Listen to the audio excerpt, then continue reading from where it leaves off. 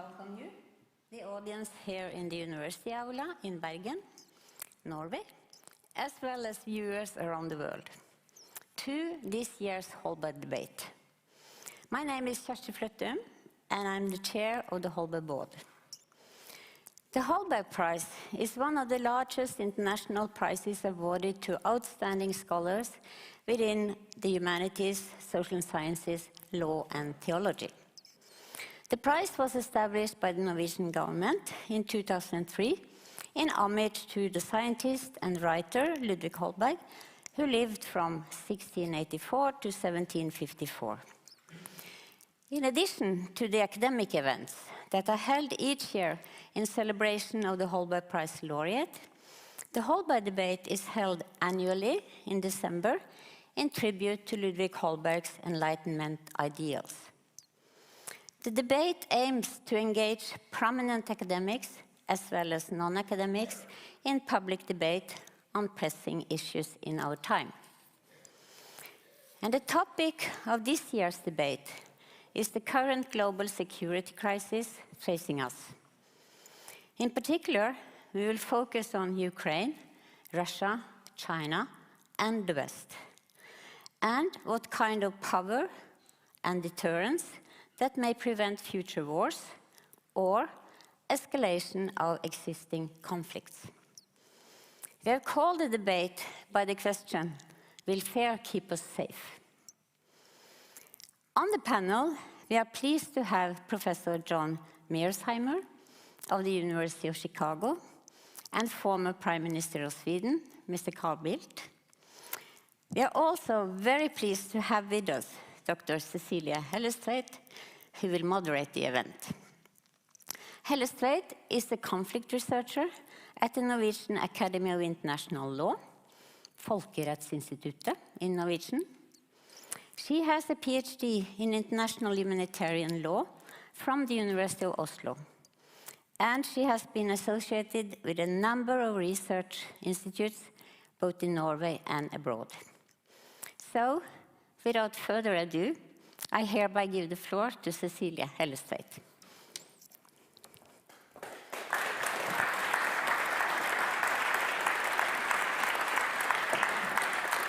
Thank you so much for that kind introduction, Kjersti. Dear audience, I'm honored and delighted to have the privilege to moderate the Holberg debate of 2022, organized by the Holberg Prize, in the loveliest of cities in Norway, Bergen. But while the city is bright and cheerful, the subject of tonight's debate is far from it. It is dark and gloomy, because we live in dangerous times. This year, war on land between nations returned to continental Europe. Russia's aggressive military assault on Ukraine is a watershed, a monumental event in the history of modern Europe.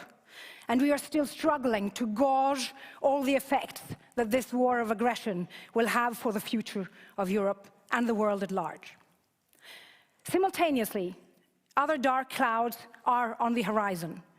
The rivalry in technological, political, economic, and military terms between the giants of the world, the US and China, is gaining traction. But even when war and geopolitical rivalry is upon us, and it is very clear to us who is a friend and who is a foe, public debate must take place. And the Holberg debate this year ventures into this complex and sensitive landscape, asking whether fear will keep us safe, and what do the current geopolitical crisis mean for the power of deterrence and the prospects of a new global security order. As the journalist and grand strategist Walter Lippmann once observed, where all think alike, no one thinks very much. On behalf of the Holberg Prize, I'm therefore delighted to present to the public two distinguished speakers who do not think alike. One is a scholar of politics, and one is a craftsman of politics. One is American, and one is European. One is a proponent of the school of realism, the other a firm believer in liberal traditions. Our two speakers have expressed views in stark contrast to each other, notably on Russia and her war on Ukraine.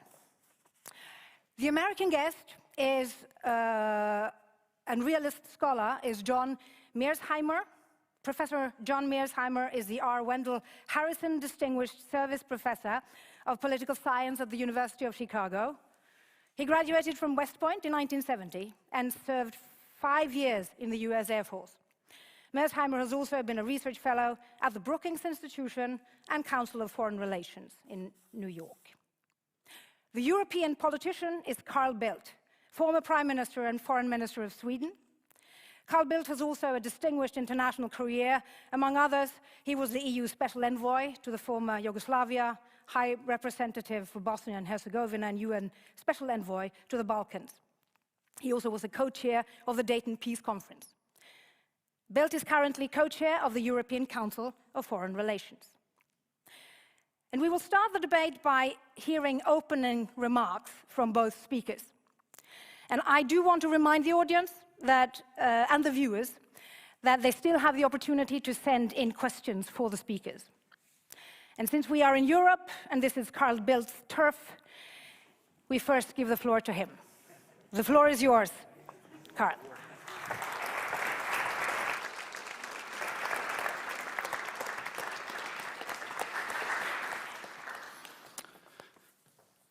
Thank you for those kind words of introduction, and it's truly a pleasure to be here in Bergen. I've come not too long. Professor Mearsheimer had come a long way, but I think we both look forward to this particular debate. And let's be clear, we have entered more dangerous times.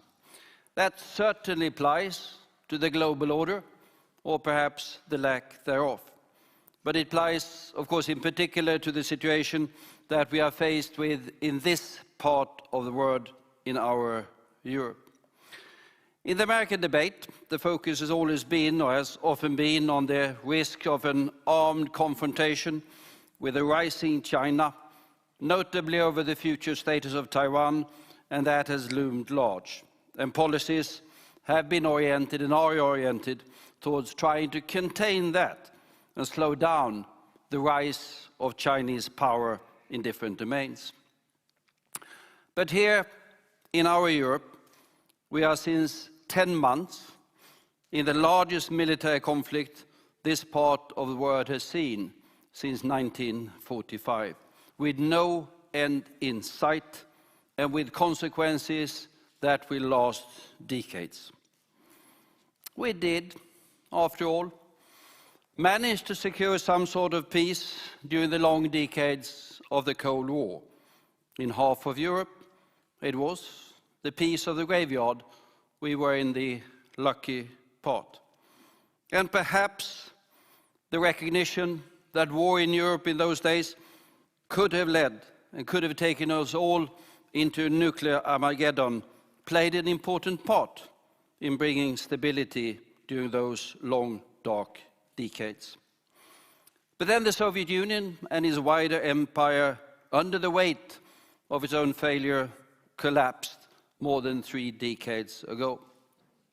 And the task for particular policy practitioners like myself since then has been to try to build an order that could not only secure peace and security, but hopefully also an element of freedom and prosperity for every part of our continent. And it is these efforts that are now under such a mortal threat from the military aggression initiated by Vladimir Putin 10 months ago.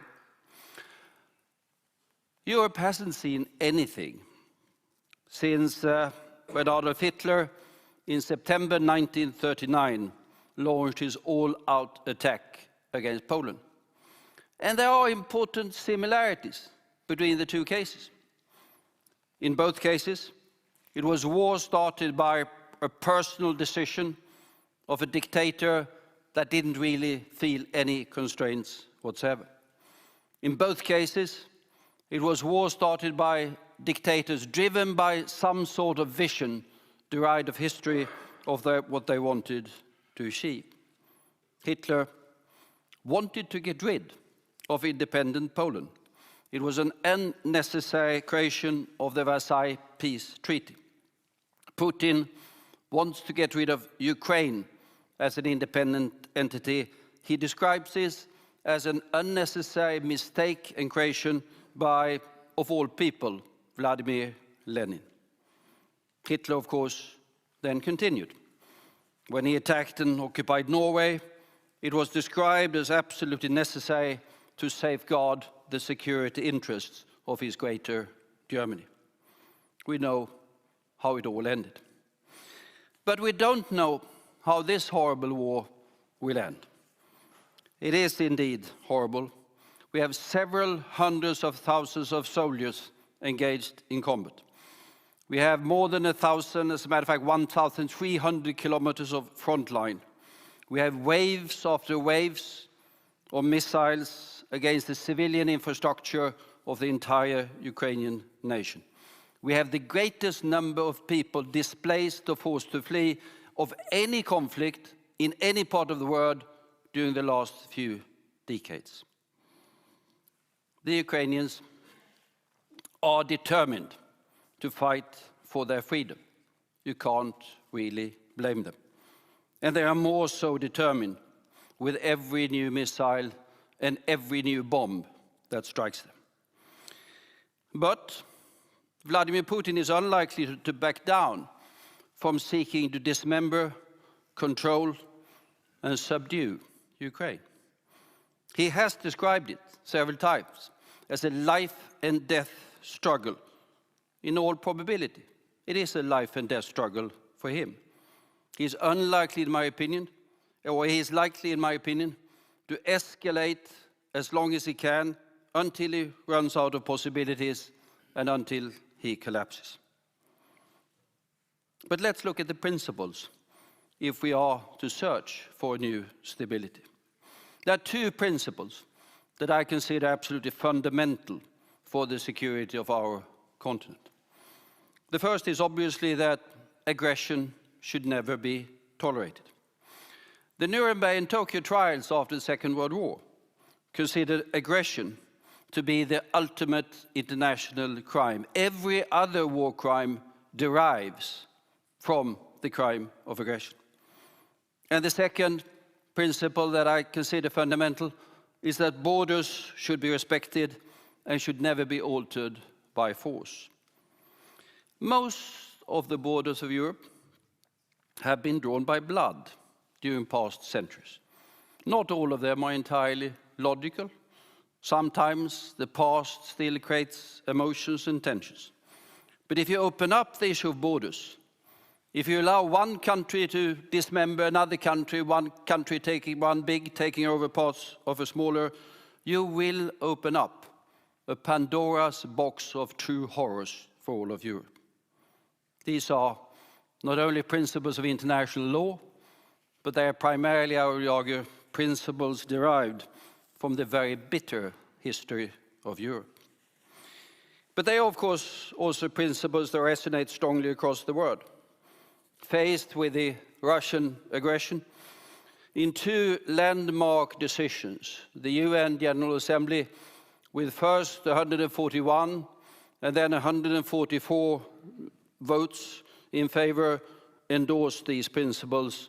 Only 5, I would classify them as outcast nations, voted against. So when we support Ukraine today, it is not only supporting the right of its freedom and independence, but also the support for upholding these principles that are fundamental to the security of all of our European nations. Aggression must never be tolerated.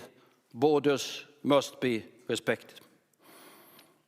Hitler, as you might remember, had all sorts of arguments for invading Poland. He considered it much too close, in alliance, as a matter of fact, with Britain and France. He didn't like its treatment of the German minorities. He considered the entire Versailles settlement, Polish corridor and all of that unfair to Germany. And Putin also marshals argument against Ukraine. He doesn't like them, to put it mildly. wanting deeper integration with the European Union and indeed NATO. He bitterly regrets and opposes the departure of former President Yanukovych. He certainly don't like his talk about colored revolutions and democracy. He thinks Russia has been mistreated by the Americans. But nothing of this, be it right or be it wrong, gave neither Hitler nor Putin any sort whatsoever the right to invade Poland or invade Ukraine. And let's be clear, true peace in Europe can't be restored until this aggression has been rolled back and Ukraine has been secured as a democracy freely able to choose its own path for the future. And this can't be achieved until Russia has given up its imperial ambition and focused its energies on building a functioning nation state. As long as it is dragged away by an imperial temptation, it will never be able to develop in harmony, peace and security with the rest of Europe. And with 140 million people, 11 time zones and vast natural resources, it doesn't really need an empire in order to be successful. We want to live in peace with a prosperous and stable Russia. I do believe that representative rule, constitutional order, and rule of law would be hugely beneficial for that country. But ultimately, that's up to them to decide. But Putin's aggression means that there's now a fundamental and indeed dangerous uncertainty as to the future of Russia. His war has already failed to reach its objective. But where is Russia some years from now? Will it be in internal chaos and conflict? Will it be on an even more militaristic regime? Or will there be Alexei Navalny competing in free and fair election? No one knows. But one thing we know, this war and its consequences will be with us for a long time. The entire order between the rivers Vistula and Volga is in flux. In our immediate part of the world, Finland and Sweden will soon enter NATO. Denmark has given up its reservation against security and defense dimensions of the European Union. NATO will further enhance its forward presence in the Baltic countries. There are 20,000 more US soldiers on European soil than just a year ago. All countries are increasing their defense expenditure. And NATO and EU will move closer together, the one a military alliance, the other a security alliance. In my opinion, the future security of Europe will be a function of the security of Ukraine.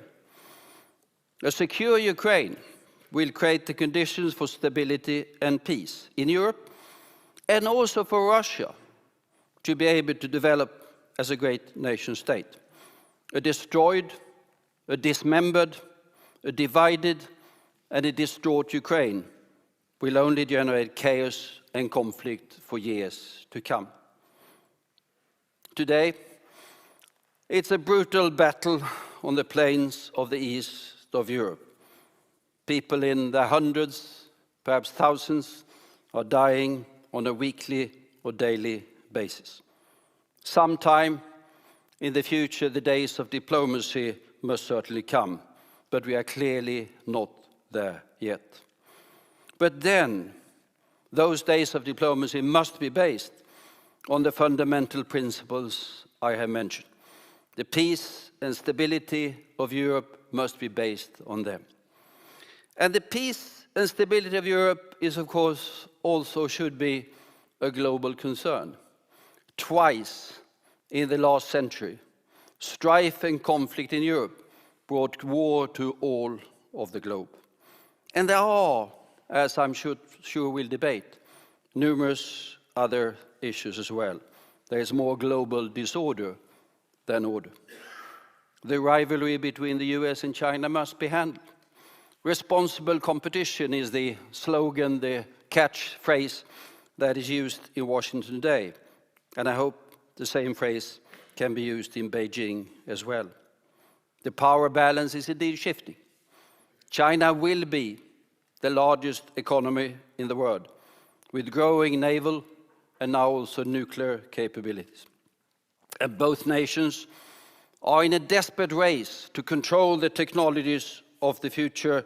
They know that that is where power ultimately lies. Europe, having to handle the brutal war, sits in between these competing global powers. It does consist of nations that are small and some that don't yet understand that they are small. And we are the European Union. We are a civil, a trading, an economic, and in increasing respects also a security power. In a way, you can say that the European Union is a hybrid power able to handle hybrid threats. But it is certainly not a military power.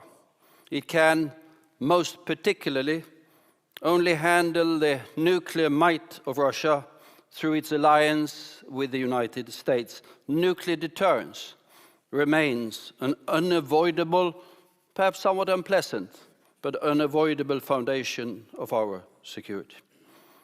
And the overall security agenda as we look ahead is indeed both dense and tense, preventing nuclear proliferation and war, containing the unavoidable disorders of the greater Middle East, facilitating all of the consequences of the rapid demographic rise of Africa, handling the security implications of climate change, notably in the Arctic not too far from here, securing a safe entry into the digital age of artificial intelligence and quantum computing. It's a tall order, perhaps taller than any political generation has faced for quite a long time.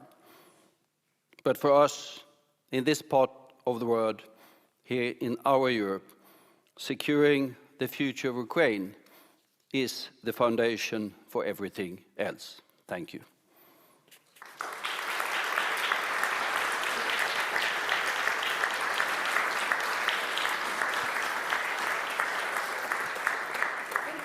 Thank you so much, Carl, for providing us with a very fruitful basis for a discussion. And then, Professor Mearsheimer, I'm happy to give the floor to you.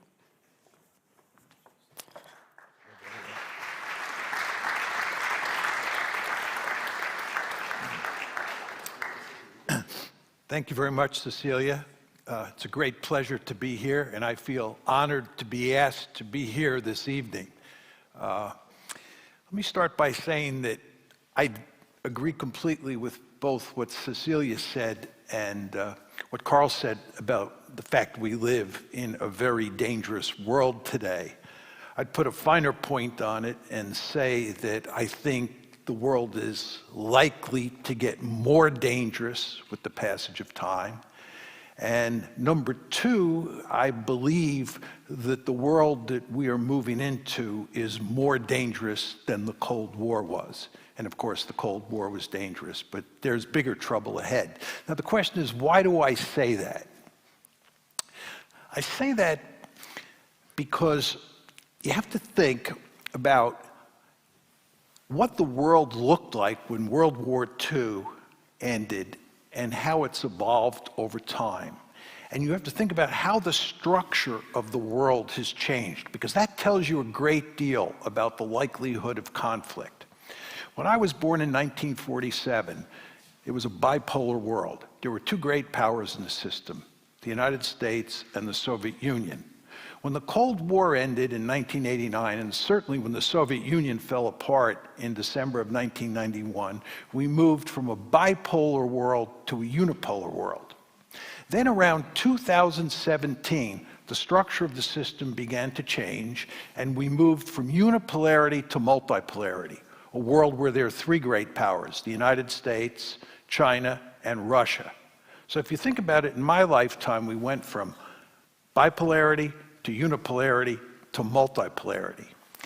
Now, what this means is that in the multipolar world we're in now, we have what I would call two conflict dyads involving great powers. One is the US-China dyad, and the other is the US-Russia dyad. During the unipolar moment, you had no great power competition. Most of you young people in the audience were born in the unipolar moment. There was only one great power in the system in the unipolar moment, and you cannot have great power competition by definition when you have only one great power. In the bipolar world that I was born into, there were two great powers, and you had one conflict dyad, the United States and the Soviet Union. So what you see is today you have a major conflict dyad in Asia involving China and the United States, a major conflict dyad involving great powers here in Europe involving the United States and Russia. That's two conflict dyads versus one in the Cold War and none in the unipolar moment. Furthermore, war is more likely, security competition is more likely to turn into war in the US-China competition and in the US-Russia competition than it was during the Cold War. So what I'm saying to you is that we have more potential wars between great powers in the multipolar world we now live in, right? And furthermore, those wars are more likely. Now, why do I say that? I think what I have to do here is explain to you how I think about the security competition between the United States and China in East Asia. Just tell you what I think is going on there, and then talk about what's going on here in Europe in terms of the US-Russia competition. And of course, when I talk about the US-China competition, what I'm going to do is focus mainly on Taiwan. And when I focus on the US-Russia competition here in Europe, I'll focus mainly on Ukraine. And what I'm going to try and do is convince you that these are really dangerous situations. Now, with regard to US-China competition, what's happening here is that China is a peer competitor of the United States. If you were to rank order the three great powers in the system now, the United States remains the most powerful state on the planet. China is a close second, and there's great fear in the United States that they will eventually overtake us. And Russia is a distant third. Russia is a weak great power. There are a number of people who argue it shouldn't even be considered a great power. People should argue that we're in a bipolar world today that involves just the US and China. I don't agree with that. I think Russia is a great power, but it's the weakest of the three great powers. China's a potential hegemon. It's a potential hegemon in Asia. China is growing very powerful. And in international politics, when you grow very powerful, the ideal situation is to dominate your region of the world. It's to be a regional hegemon and to make sure that no other country on the planet, really no other great power on the planet, dominates its region of the world the way you dominate yours. And of course, the paradigmatic example of this is the United States of America. We are the only regional hegemon in the world. We dominate the Western Hemisphere. No American goes to bed at night worrying about any other country in the Western Hemisphere attacking us. Why? Because we are Godzilla. In the international system, you want to be Godzilla, and you want to make sure you're the only Godzilla on the planet. Well, the Chinese have figured this out. The Chinese want to dominate Asia the way the United States dominates the Western Hemisphere. The Chinese know full well what happens to you in international politics when you're weak. They call it the century of national humiliation. It runs from the late 1840s to the late 1940s. They were weak, and when they were weak, they were taken advantage of. You can rest assured that they want to make sure that they are by far the most powerful state in Asia, and you can rest assured that they'd like to get the Americans out beyond the first island chain, out beyond the second island chain, and far away from China. It's the best way to survive in international politics, to be a regional hegemon. And the Chinese are taking all that economic might they have and they're turning it into military might. Now, how are the Americans reacting to this? It's very clear. The Americans do not tolerate other regional hegemons in the system. The 20th century shows this very clearly. The United States played a key role in putting Imperial Germany, Imperial Japan, Nazi Germany, and the Soviet Union on the scrap heap of history. We had no intention of letting any of those four countries dominate either Europe or Asia. You can rest assured, we have no intention of allowing China to dominate Asia. And in fact, we're not going to pursue a pure containment strategy. We're going to pursue a rollback strategy as well. We're going to try and weaken China the way we weakened the Soviet Union during the Cold War. We have our gun sights on the Chinese. The Chinese, of course, fully understand that, and they're going to great lengths to try to deal with us. And at the same time, as I said to you, the Chinese have a deep-seated interest in achieving regional hegemony. And the more powerful they grow economically, the better off they'll be at developing the military capability to achieve regional hegemony. This is why, of course, the United States is trying to slow down Chinese economic growth.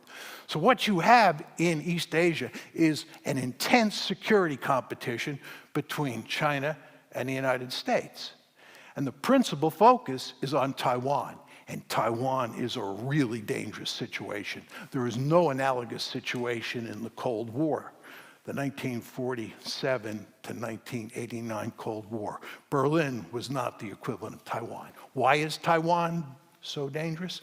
Taiwan is remarkably dangerous because, number one, the Chinese consider it sacred territory and they desperately want it back. Number two, the Americans believe firmly that for a variety of reasons, it's important that we not let China take Taiwan because it has great strategic value for us. So what's happening here is that the United States is now moving closer and closer to Taiwan. The Nancy Pelosi visit's just one indicator of how we're moving closer and closer to Taiwan. And this, of course, enrages the Chinese because this is sacred territory. This is nationalism at play. The Americans are preventing us from getting Taiwan back. So you have a lot of tension. And then the third reason is it's easy to imagine a Cold War in East Asia turning into a hot war over Taiwan because it would be a battle over an island in a huge body of water. During the Cold War, when Carl and I were young, it was hard to imagine starting a war in Central Europe because you had two massive armies with thousands of nuclear weapons in their inventory. And if those massive armies crashed into each other with all those nuclear weapons, we probably would have all gotten incinerated. So when we ran war games during the Cold War, it was very hard to get a war going in Europe because everybody understood what the consequences would be. It's much easier to imagine a war breaking out over Taiwan. It's a small island out in the middle of a large body of water. And by the way, the other 2 points of friction in East Asia are the South China Sea and the East China Sea. And you can imagine a war breaking out over those two bodies of water. So you see the different scenarios between the Cold War, Central Europe, and the new Cold War in East Asia between China and the United States over Taiwan or the South China Sea or the East China Sea.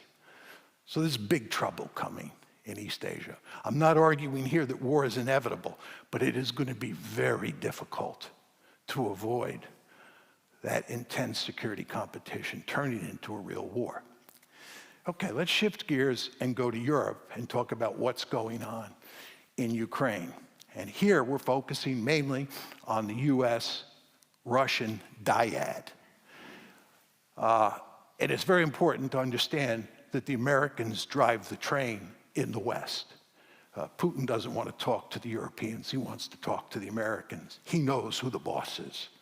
Right? So when you think about the war in the Ukraine, it's really the US and the Russians that matter the most, in addition to the Ukrainians, of course.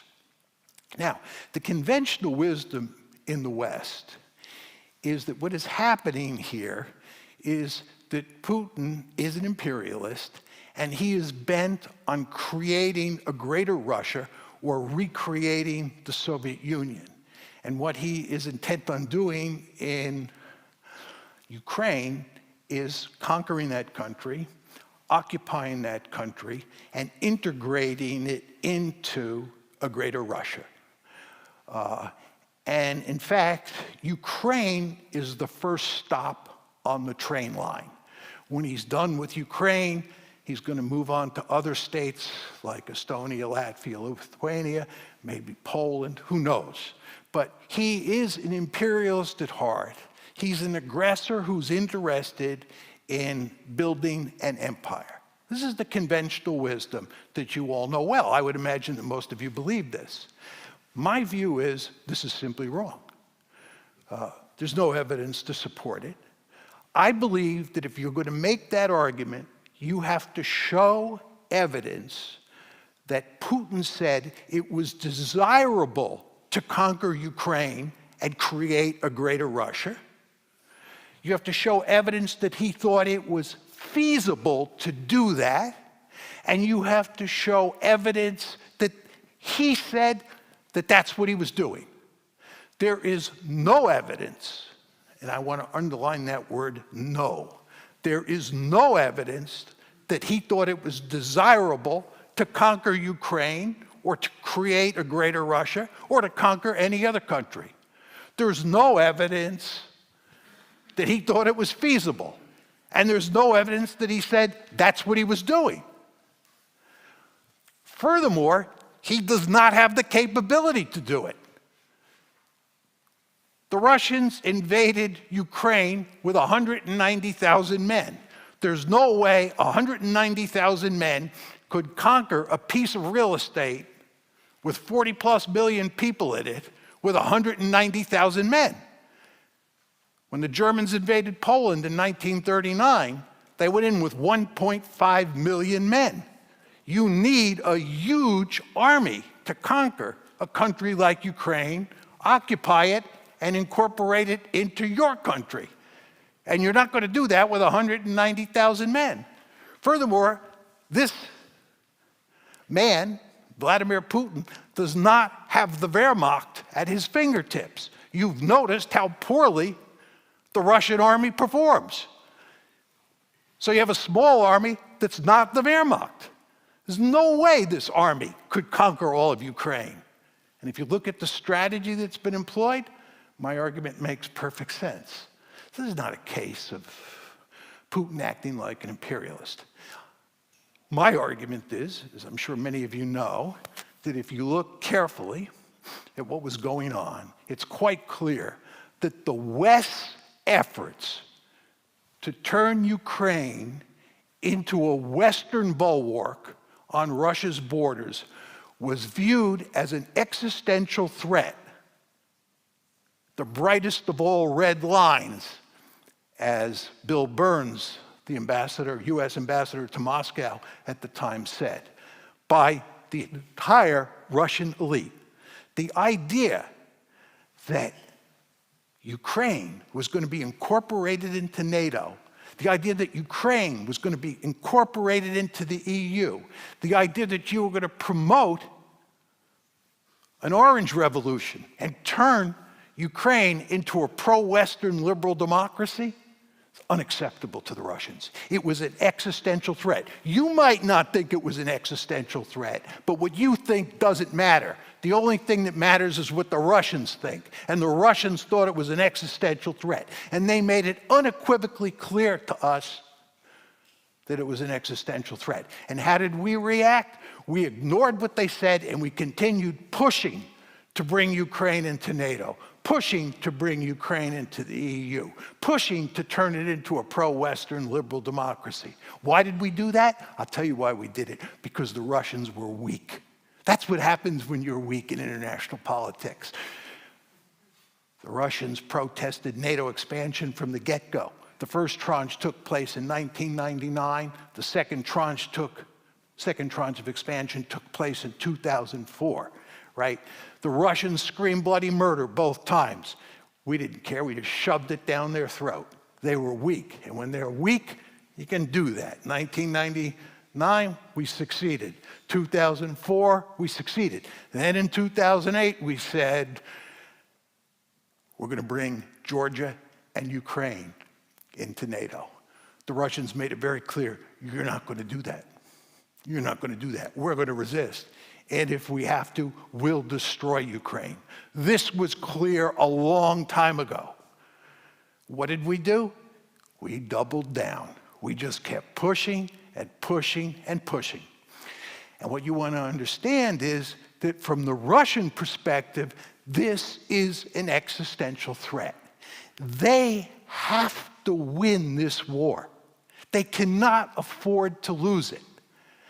If you accept the argument that Putin is an imperialist and he's just bent on conquering some more territory and creating a greater Russia, and there's no really underlying security imperative, then you can cut a deal and end this war. But if you think that the Russians view this as an existential threat, you think about this conflict in very different ways. Because you're dealing with a great power that's armed to the teeth with thousands of nuclear weapons that sees itself facing an existential threat. Now, that's my view of the Russian perspective on how this has to end. They have to win. They cannot afford to lose. What is American policy and what is Ukrainian policy? American policy is we're going to beat them in Ukraine. This is, of course, Western policy. Norway's deeply involved in this. Our policy is to defeat the Russians, right? And also wreck their economy with sanctions. And also promote regime change and then put Putin on trial. And maybe even break apart Russia. This is their goal. We're going for victory. We think we can win in Ukraine. Putin has to win. We think we can win. And the Ukrainians, it's an open and shut case. Of course, from their point of view, they want to recover all their territory. And they want to weaken Russia as much as possible so that Russia can't pay a return visit. So the Russians are pursuing a clear-cut victory. The Ukrainians and the Americans are pursuing a clear-cut victory. What does this tell you? This tells you there's no diplomatic solution. There's no diplomatic solution to this one. This is why everybody basically understands that this is going to be a protracted stalemate, right? Or at least they think it's going to be a protracted stalemate. They think it's going to be a protracted stalemate because there's no solution. There's another dimension to this, the most worrisome of all, and that's nuclear escalation. Russia thinks it faces an existential threat. And again, what you think doesn't matter. It's what the Russians think. They think they face an existential threat. What happens if NATO succeeds? What happens if we begin to roll the Russian army back in Ukraine and we're moving up to the borders of Russia? When I say we, I'm talking about Ukrainian forces backed by NATO power. The Russians are likely to use nuclear weapons to rescue the situation, right? This is a great power that's facing an existential threat, and it's losing.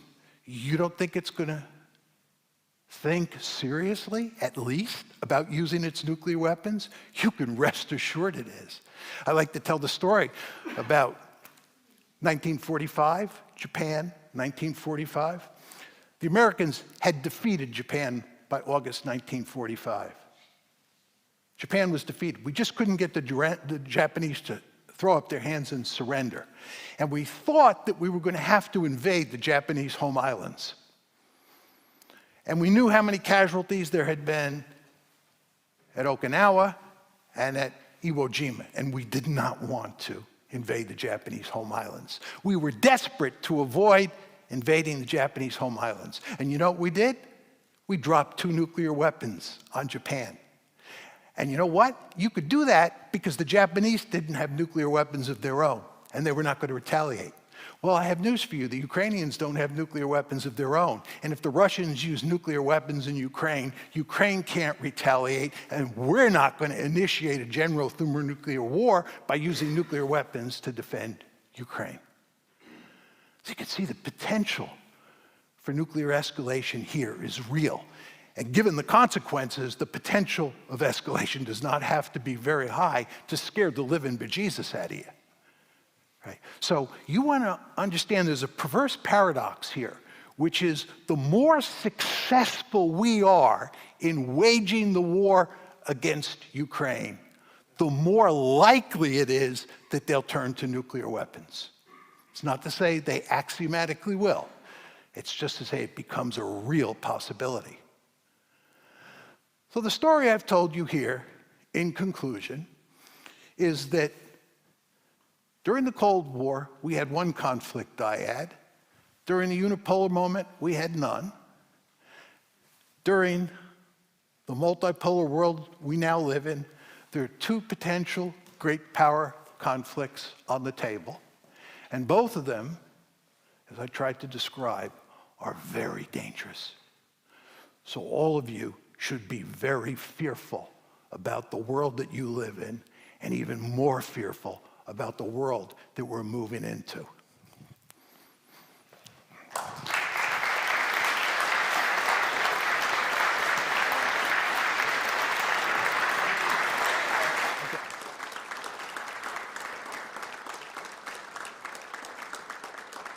So please take.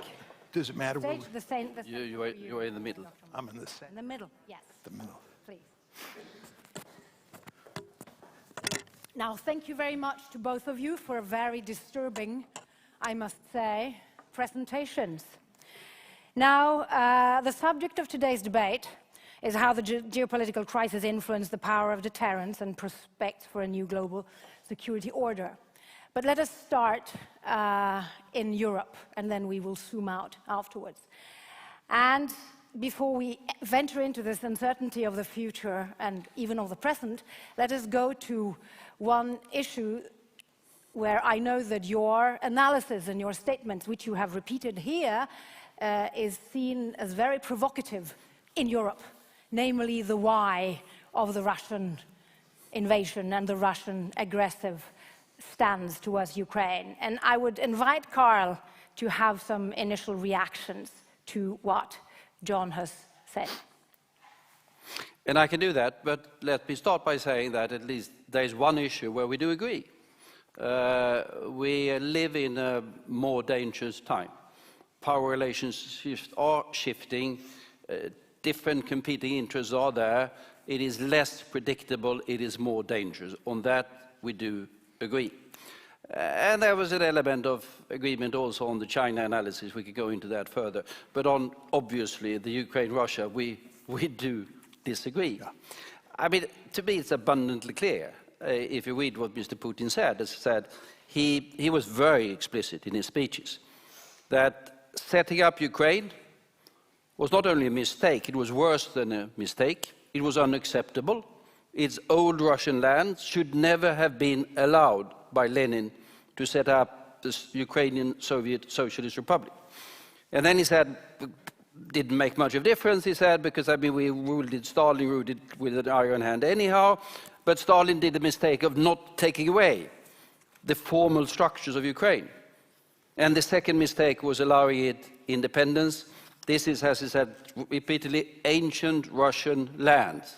There's no question he wants to get rid of Ukraine. I don't think he wants to create the Soviet Union. His ideal is sort of Ivan the Terrible, it is Peter the Great, it is Catherine II, that's his Russia. And he wants to recreate that. It's not only Ukraine, it is undoubtedly Belarus as well. So his intention is abundantly clear in the speeches that he gave immediately before and immediately after the invasion.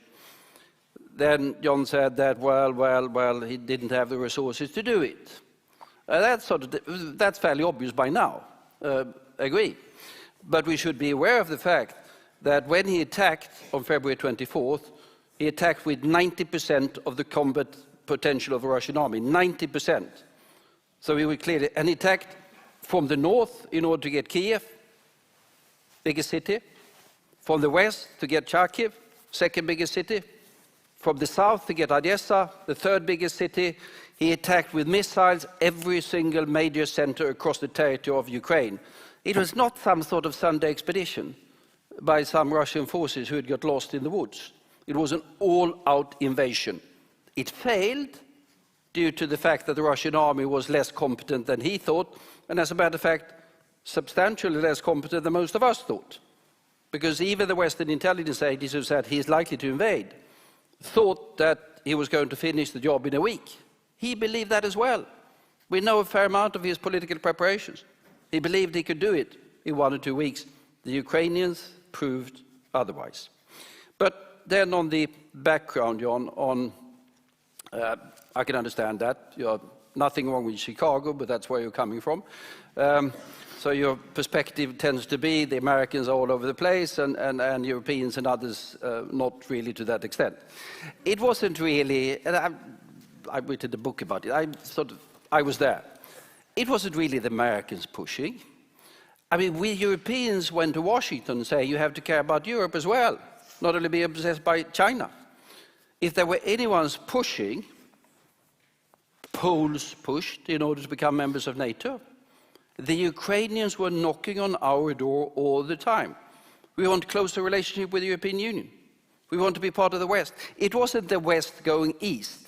It was the East wanted to go west in order to get more of the security, the prosperity that they rightly or wrongly associate with the European Union and indeed NATO. And Americans were fairly reluctant in the beginning. If you take the entire crisis that led up to the first invasions, first the Crimea one and then the Novorossiya ones in 2014, the Americans were fairly absent from the scene. They were fairly absent from the scene because they were engaged in other things. It was the Ukrainians pushing, and rightly so, in my opinion. Then finally, just the Russians considered it an existential threat with Ukraine. Why on earth would they consider it an existential threat? I mean, that's pure fantasy land. I wouldn't deny that there are Mr. Patrushev and others. But we should take them out of that. If they consider their neighbors to be existential threats, they're going to be the one invasion after the other. There's no way that Ukraine is going to invade Russia. No one has ever thought in those particular terms. You said that Americans live peacefully. Yeah, Canadians are not going to invade. The Mexicans are not going to invade. You live in peace. There's no reason whatsoever why Russia and Ukraine should not be able to live in peace if just Russia gives up its imperial ambition. What is your answer to this, John? How would you respond? Well, where are the smaller European states that sought protection from NATO and the EU once they had the opportunity when Russia was weak in the early 2000s, late 1990s? Where are they in your analysis? Wasn't this also small? I'll answer your question, but I also want to deal with some of the points that Carl made. There's no question that states in Eastern Europe that were outside NATO wanted in. I don't blame Ukraine for wanting in. My point is we don't have to accept them. There's no rule that says just because somebody wants to be in NATO that we have an open door policy and we take them in. And you didn't with Ukraine. I actually don't believe that. at all. We have actually doubled down. They are not members of Ukraine, and no one has... You have to let me answer the questions. Yes. Because, sorry. You raised a lot of excellent points, and I want to deal with them. But I think that if it's clear that the Russians view Ukraine in NATO as an existential threat, you should not admit Ukraine to NATO or push to admit Ukraine to NATO, because the end result is what you have today. We, in effect, pursued a policy that is leading to the destruction of Ukraine. If we had not attempted to make Ukraine a Western bulwark on Russia's border, with NATO expansion, EU expansion, and the color revolution, but especially NATO expansion, there'd be, in all likelihood, no war in Ukraine today. Crimea would still be part of Ukraine, and certainly those 4 oblasts that the Russians annexed would be part of Ukraine. But I just want to go back to a couple points that Carl raised. First of all, I've gone over in great detail every one of Putin's speeches, press conferences, and his writings. And the argument that he was bent on incorporating Ukraine into Russia is usually said to be outlined in a famous article that he wrote on July 12th, 2021. You can easily find this article on the internet.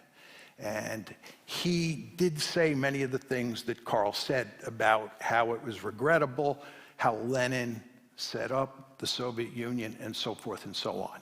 He does not say in that paper that he is interested in conquering Ukraine, that it's desirable to conquer Ukraine, or that's what he intends to do.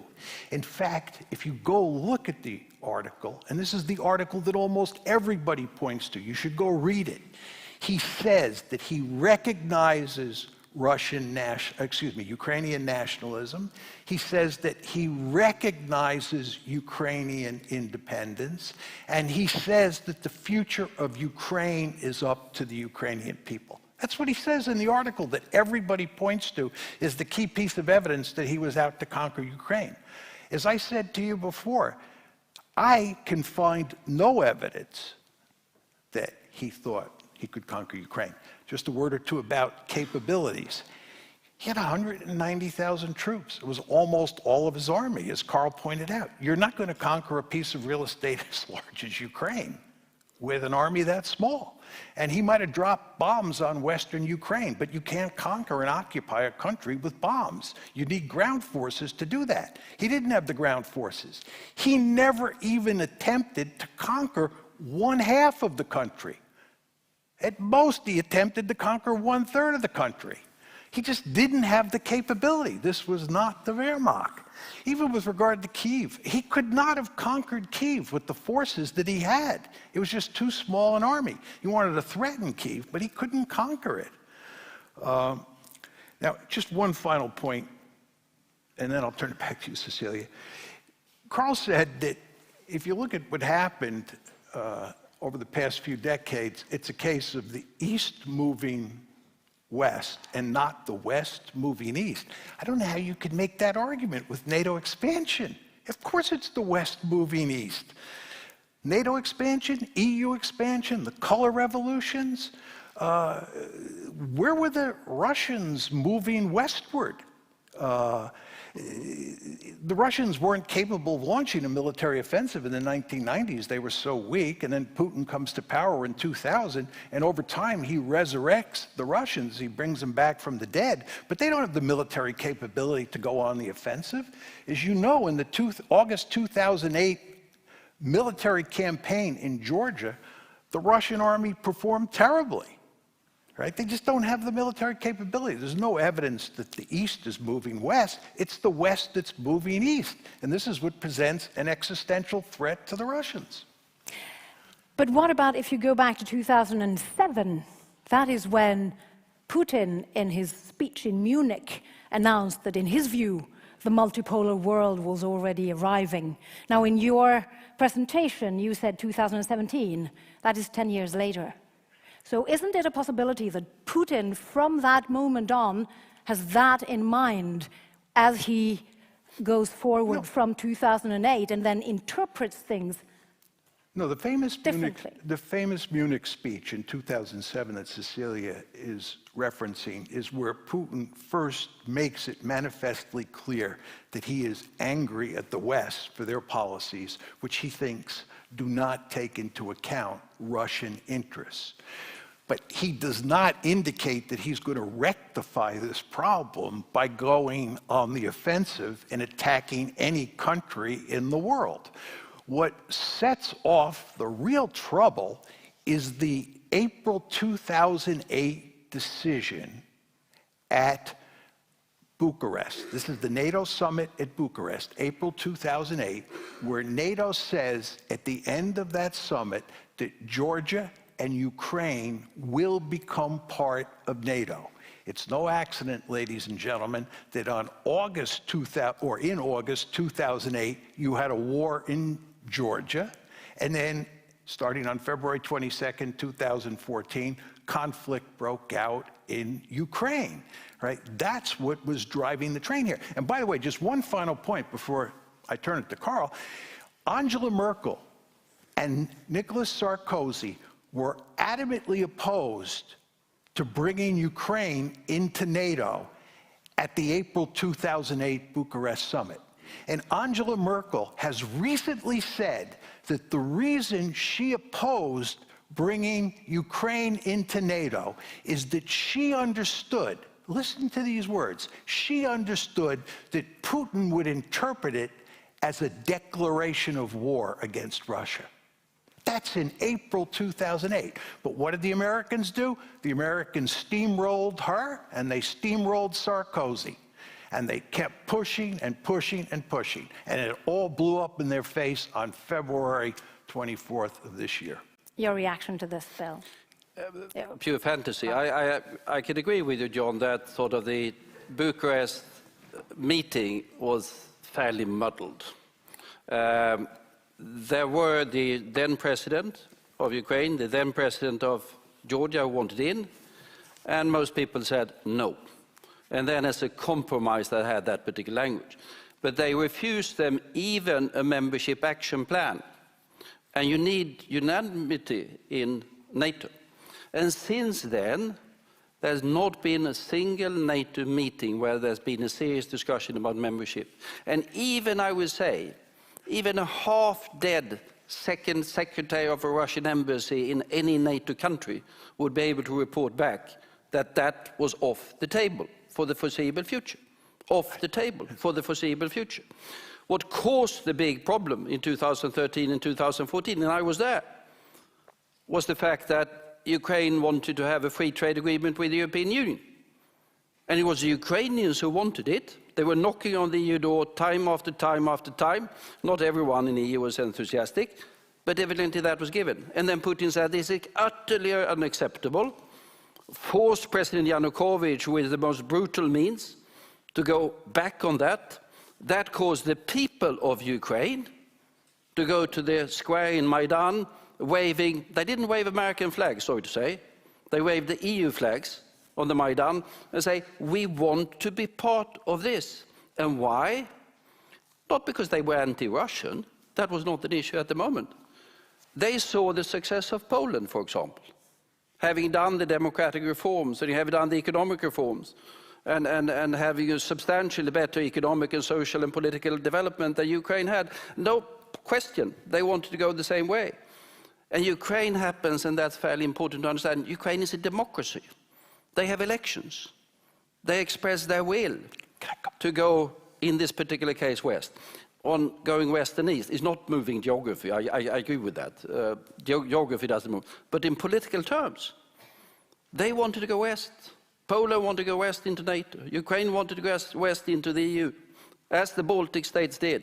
They wanted to go away from the east, which they associated with authoritarian and failed and repressive regimes in Russia. And that, I think, and there I can agree with you, I think Putin does see that as an existential threat.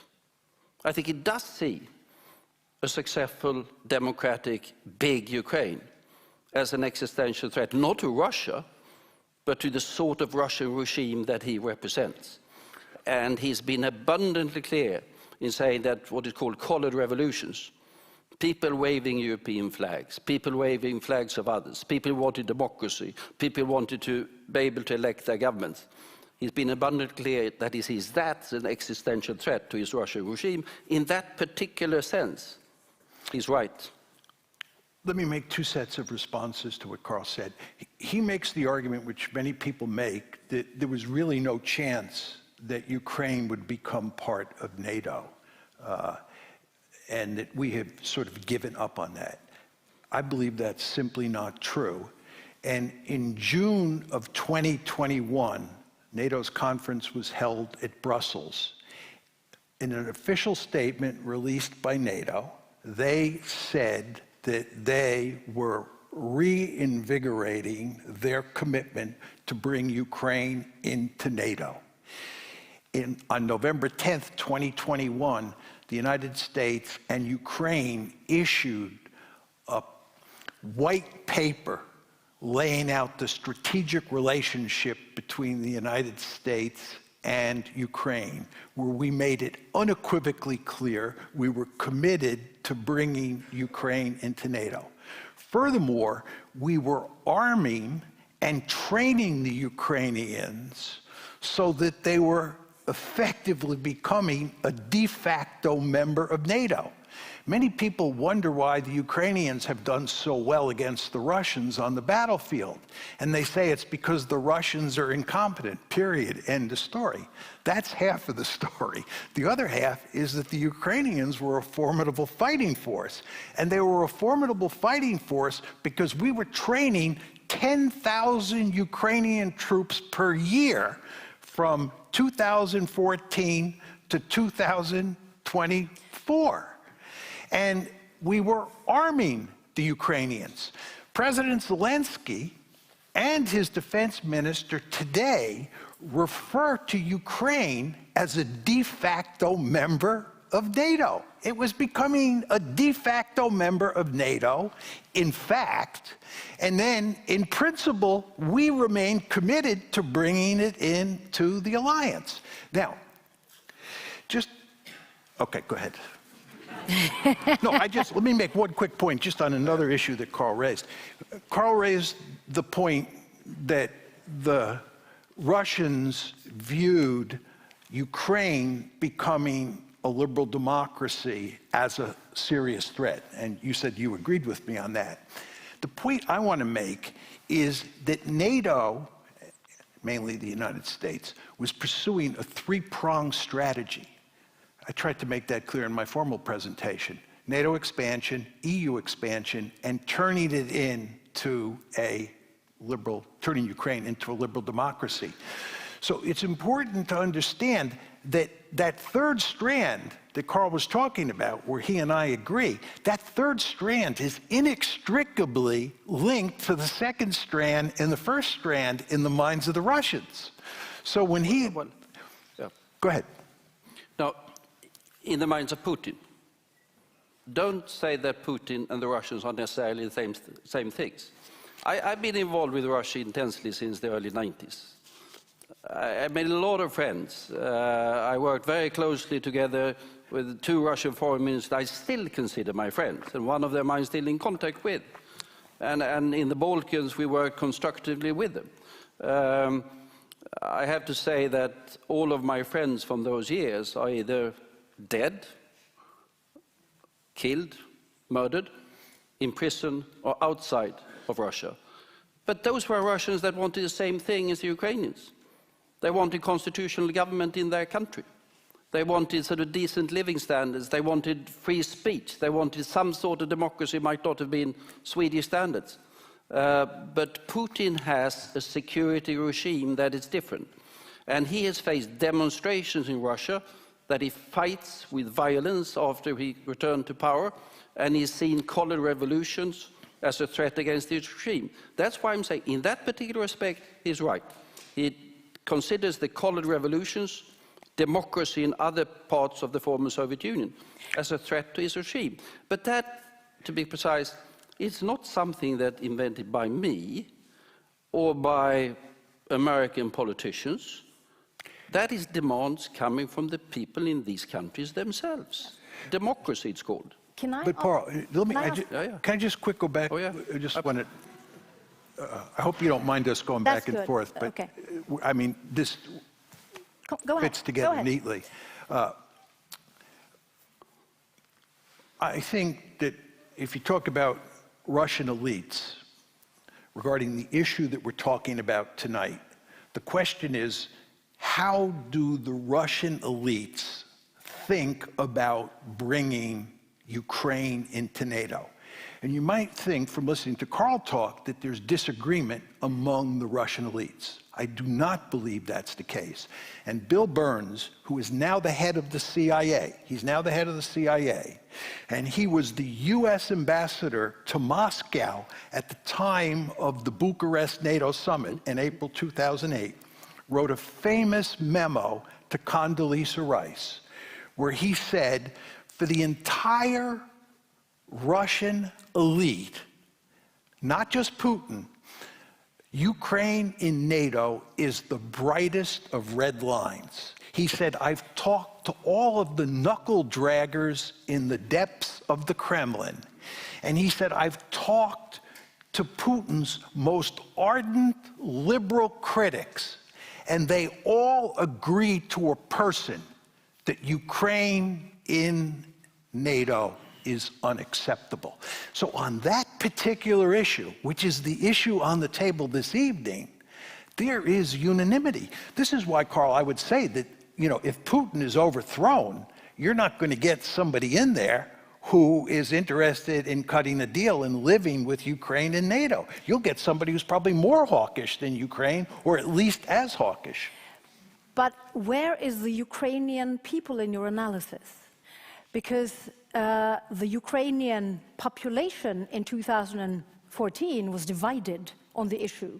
But as a result of what has happened in Ukraine over the past 8 years, more and more Ukrainians, also Russian-speaking Ukrainians, are kind of rallying around Kiev. And from February of this year, when the invasion took place, a number of powerful Ukrainians who have been more likely to support Moscow rallied around the flag. How do you explain that? Well, anytime a foreign country invades your country, you're going to have a rally around the flag effect. Nationalism is going to kick in big time. I think there's no question that the Russian invasion of Ukraine has fueled Ukrainian nationalism, and it has brought the Ukrainian people together. I wouldn't deny that for 1 second. But didn't Putin take that into account? Yes, I'm sure he did. How? Look, Putin felt for certain that he was in a desperate situation. I mean, invading Ukraine is a matter of huge consequence. You just don't do that lightly. You have to feel that there is a serious security threat, because you might not know to what extent the United States and its European allies are going to come into the fight, but you know the United States is likely to come into the fight. You know how powerful the United States is. Putin was fully aware, you can document this, that the Ukrainians were being armed and trained by the West and were reasonably formidable. So for him to do that, he had to be desperate. This is my point about using nuclear weapons. You do not want to underestimate the risks that great powers are willing to take when they are desperate. And I believe that his attack against Ukraine on February 24th was an act of desperation. It was not an attempt to create a Russian empire. Because in an interview in the New Yorker in February, you said that in your view, Putin was not going to try to build a greater Russia. He was not interested in conquering and integrating Ukraine into Russia. You suggested that we invented the story that Putin is aggressive and responsible for the situation. Now then, in November, you said, Putin's goals have escalated since the war started on February 24th, and he is now interested in conquering territory by annexing 4 oblasts in the east. Now, most analysts believe the opposite is the case, that Putin's goals were much more ambitious at the outset of the war, but he failed time and time again. The Ukrainian pushback took the Russians by surprise. The closing of ranks in Europe and NATO has been unprecedented since 2001. And how do you explain that a war has gone so badly for Russia has led Putin to escalate his goals? Look, there's no question that when a war breaks out, and I could walk you through some of the big wars of history, that you get escalation in terms of goals, and you get escalation in terms of the means or the strategies or the weaponry that's used. I mean, you could get nuclear escalation. You get an escalation now where the Russians are attacking the electrical grid in Ukraine. So there has been significant escalation in terms of means, and there has been significant escalation in terms of Russian goals. The question on the table that we've been debating up to now is, what were Russian goals before the war? And as I'm arguing throughout the evening, there is no evidence that the Russians were bent on conquering territory. The Russians went to great lengths to make the Minsk II framework work because the Russians did not want the Donbass. They wanted a Minsk II solution. It's when the Minsk II solution clearly had failed by February of this year that he invaded. Do you have any comments to that? Or No, go back slightly in history, because it's not entirely uninteresting, the history. We do agree with that. When the entire crisis started in the most acute phase, 2013, 2014, Ukraine had neutrality in its constitution, because they recognized in 2008 that NATO was not going to happen. Neutrality was part of their constitution. When Putin invaded and took first Crimea, and then to take all of the southeast, Novorossiya as he called it, and eventually was forced to send in the Russian regular army in order to secure parts of Donbass, neutrality was in the constitution of Ukraine. We should have recognized it. Yeah, but why should we recognize it? It was in their constitution. And I remember I saw Zelensky for the first time before he was elected president, in the beginning of his presidential campaign. I asked him about NATO, and he said, it's not an issue. I'm not going to mention it. It's not an issue. It wasn't part of his platform even. And immediately after becoming president, he reached out to Russia. I mean, he's a Russian speaker. He's a Jew who Putin has now described as a neo-Nazi and drug addict. So the history is sort of, and you said we armed them. We didn't arm them. We didn't provide them. We did training, correct? We did. Even Sweden did training. We trained we trained the army in medical things, primarily for different peacekeeping operations. They were part of UN peacekeeping operations. And we helped them for training with that. We did not provide them with any arms. Obama refused that consistently. Merkel refused it consistently. Trump eventually did give them some anti-tank Javelin missiles, anti-tank missiles. And to be precise, he stored them in the west of the country. They were not even allowed to give them to the soldiers. They were stored in the west of the country, not even given to the soldiers, anti-tank missiles. How on earth could this be an existential threat to the second biggest army in the world that the Russians had? So if you go to this, there's nothing in this particular story. And the entire NATO expansion, just to go into the military aspect of it, if we sort of deal with the NATO thing, up to 2004 was the expansion, Poland and those countries, long time ago by now. But there was no NATO infrastructure, there was no troops whatsoever moving east. Nothing, nothing, nothing. With the exception of 2 fighter aircraft in the Baltic states doing air policing as a reaction to 9/11. It was only, and as a matter of fact, 2000, and all of the countries were taking down their defense expenditure in the West. 2013, the Americans took away their very last battle tank from Europe. We were all going down. We were doing nothing whatsoever. Then came Crimea. Then came his pressure on Ukraine. Then came Novorossiya. Then came the invasions of 2014. Then NATO started to give forces to the countries in the east because they said, we are afraid. We don't know what the man is up to. But prior to that, neutrality was in the constitution of Ukraine, and there were no NATO forces whatsoever in the new member states since 2004. So where is the existential threat? There was no one there who was going to invade and take down the Kremlin. Well, there doesn't have to be an existential threat today. This could be, bringing Ukraine into NATO could be a stepping stone to bringing NATO forces. You said that Putin was desperate when he launched the invasion. Desperate about what? I mean, it was not, diplomatic reporting, newspapers, there was no one talking about anything whatsoever, except the fact that the Donbas issue was unresolved. 14,000 people died. We should not forget that in the fighting in Donbas. But it was no threat to Russia in February of this year, none whatsoever. There is no justification whatsoever for the invasion. Look, you're talking about bringing a military alliance that was a military foe. Right?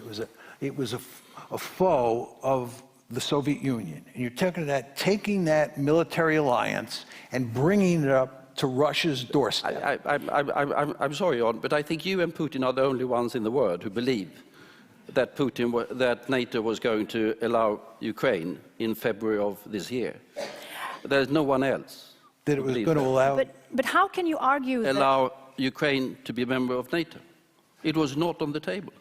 It was on the table. It was becoming a de facto member of NATO, and we had redoubled our commitment to bringing it into NATO. We had no forces there. They were not You don't need members. forces there. But we didn't have forces in Poland, and we brought Poland into NATO. John. And now Finland is going into NATO. Estonia has been a member. Norway is a member of NATO. I don't dispute that, but what is that going to do to the Russians? That's just going to scare the Russians even more. One final question, okay. It is not a threat to Carl Russia. And John. Sorry, yeah. Now I cut. Now one final question, because in 2008, when Putin went to the Bucharesti meeting and said this is a red line, the situation was far away from the Cold War. At the time, Russian ships were participating in a NATO operation in the Mediterranean. There was no threat comparable to that during the Cold War. Now, I want to bring us up to now, because, and I want both of you to answer to this, but I want to start with you, Carl, because for Europe, February of this year was a watershed in terms of how we relate to Ukraine and to Russia. Up until that point, dialogue had kind of been the name of the game to bring the troubles in Ukraine to a halt. And even after 2014, Germany and France participated in the Minsk agreement to bring the conflict to a halt through diplomatic negotiations. But now we are in a very different situation in Europe. Many European countries, including Norway and Sweden, are outright declining the prospects of negotiating with Russia, particularly after the annexation of the 4 oblasts. The new European mantra seems to be the battlefield must first exhaust its potential. Now, what does this say about the prospects for getting this war to some type of halt? And you said so in your intervention, that there are 2 principles for European security today. First, aggression will never be tolerated. Second, borders must be respected. They cannot be altered by force. Now you are saying that we will not negotiate, nobody will negotiate in Europe or allow negotiations before Ukrainian territory has been reconquered. Is this what you are saying, or what other type of precedent can Europe accept? Because this will set a precedent for security in Europe for decades to come. It certainly will. And it's, of course, not for Norway or Sweden to negotiate with Russia. Any sort of peace, if that was to come, will have to be between Ukraine and Russia. So it's up to the Ukrainians to define. Borders can be changed. I said borders can't be changed by force. They can be changed with agreement, but Ukrainians are very determined to keep that territory. That's not entirely unique if we go in European history. I mean, there are very few people, few nations that are prepared to give away that territory to someone else who is invading them. They fight for their freedom, and I think the Ukrainians will fight for their freedom. And we will support them. And why do we support them? Well, we support them because, first, Russia is an aggressor, and secondly, because of these principles are at stake. If we sort of allow Russia to change borders by force and by aggression against Ukraine, we don't know what's going to be the continuation. I don't think necessarily they're going to invade Sweden tomorrow, but the fact that the Finns, the day after, more or less, the day after, February 24th, every single Finn thought about one thing, 1939, when Stalin attacked. And they said, we can no longer be safe without going into NATO. So I agree with you, and I think we agree on that. Prospects for peace are at the moment fairly bleak. It will be decided on the battlefield at some point in time. Diplomacy will come. But I will certainly give my support to Ukraine, fighting for its freedom and independence. Does this look different in the countries that are closer to the Russian border? It does. And for the countries that are further away from the Russian border? It does, obviously. Obviously. I mean, I go to Tallinn, go to Riga, go to Warsaw, go to Vilnius, rightly or wrongly. Go to Chisinau, which has now lost all of its electricity because of Russian bombing. Rightly or wrongly, they believe they are next. That might be wrong, but they believe they are next. I think you have to be careful, though, because of the case of Hungary. If you were to look at Hungary and Poland, they have fundamentally different views of how to deal with Russia. They do. Hungary shares a border with Ukraine, as does Poland. Yeah, but not with Russia. And how do you explain that difference? That's an historical. Yeah, I think that the Poles have a hatred of the Russians that almost knows no bounds and sees the Russians, the Poles tend to see the Russians as the font of all evil. I think the Hungarians have a more circumspect view of the Russian threat. So you look then at historical animosity as coming into the equation? Yeah, I think we would agree that the Baltic states and Poland, given the history. But isn't this the problem of Europe? Because what Putin did in February of this year was basically to say that the institutions that the Europeans have built since the Second World War, and particularly after 2000 or 1990, and that you have been contributing to vastly, was the objective of having institutions in Europe that would prevent war between nations in Europe from ever returning again, and at the same time have economic cooperation. For instance, buying every possible drop of gas from Russia that was possible so that Russia would not, even think about importing the use of military invasion as a way of pressuring the situation in Europe. Now, these means did not work to prevent Putin from invading Ukraine. What now for Europe? True, we built the Helsinki Principles, the Paris Charter, to go back, Helsinki Principles, OSCE. We have ongoing, as we speak, in Lodz in Poland, a ministerial meeting of the OSCE. Lavrov Russians are no longer there because they have violated every single part of what was agreed in the OSCE. So they are no longer allowed into that. That's a massive failure. Highly regrettable. I mean, I spent a lot of my time as foreign minister, and prior to that, even as prime minister, trying to engage Russia in cooperation. And we did fairly well for a while. But things went wrong at some point in time. And I date it from the return of, it was problematic before. I mean, there's always been problems. I mean, it happens. But I date it really from the return of Putin on his third term. We see a distinct shift of policy when he tried to build up something that was entirely new, and when he tried to squeeze Ukraine into something, and then he went from one disaster to the other. And I think quite certain that Putin will go down in Russian history as a disaster who has created immense damage to Russia itself by misreading, misunderstanding, and mishandling the most important neighbor that Russia could have had, that is Ukraine. How do you react to this? I want to pick up on the question that you asked, Carl, and your story of what NATO and the West was up to.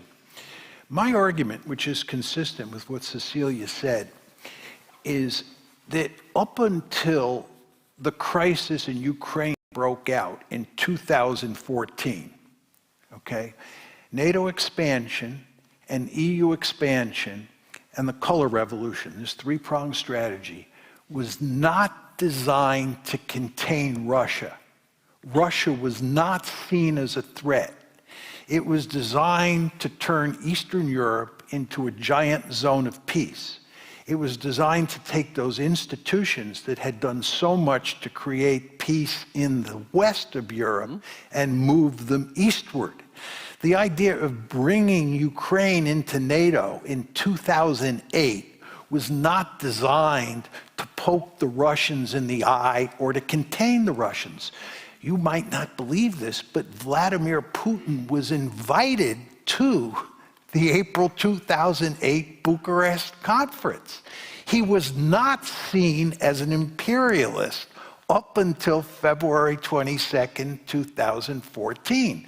And that's why I said, once the crisis broke out, we had to invent a story that he was an imperialist. He took power in 2000, Putin. From 2000 to 2014, according to my higher math, that's 14 years. Over those 14 years, nobody was arguing that he was an imperialist. He all of a sudden, overnight, became an imperialist after February 22nd, because we had to blame him for the crisis. We couldn't admit that we caused it. But you see, we caused it. It's the hell of good intentions. I believed that you and your friends had good intentions. You thought that by spreading these institutions eastward, you would create a giant zone of peace in Europe. But it backfired, and it backfired over Ukraine because, as Bill Burns said, Ukraine was the brightest of bright red lines. We are not going to get into the bottom of the why. The question now is what will happen to Europe going forward,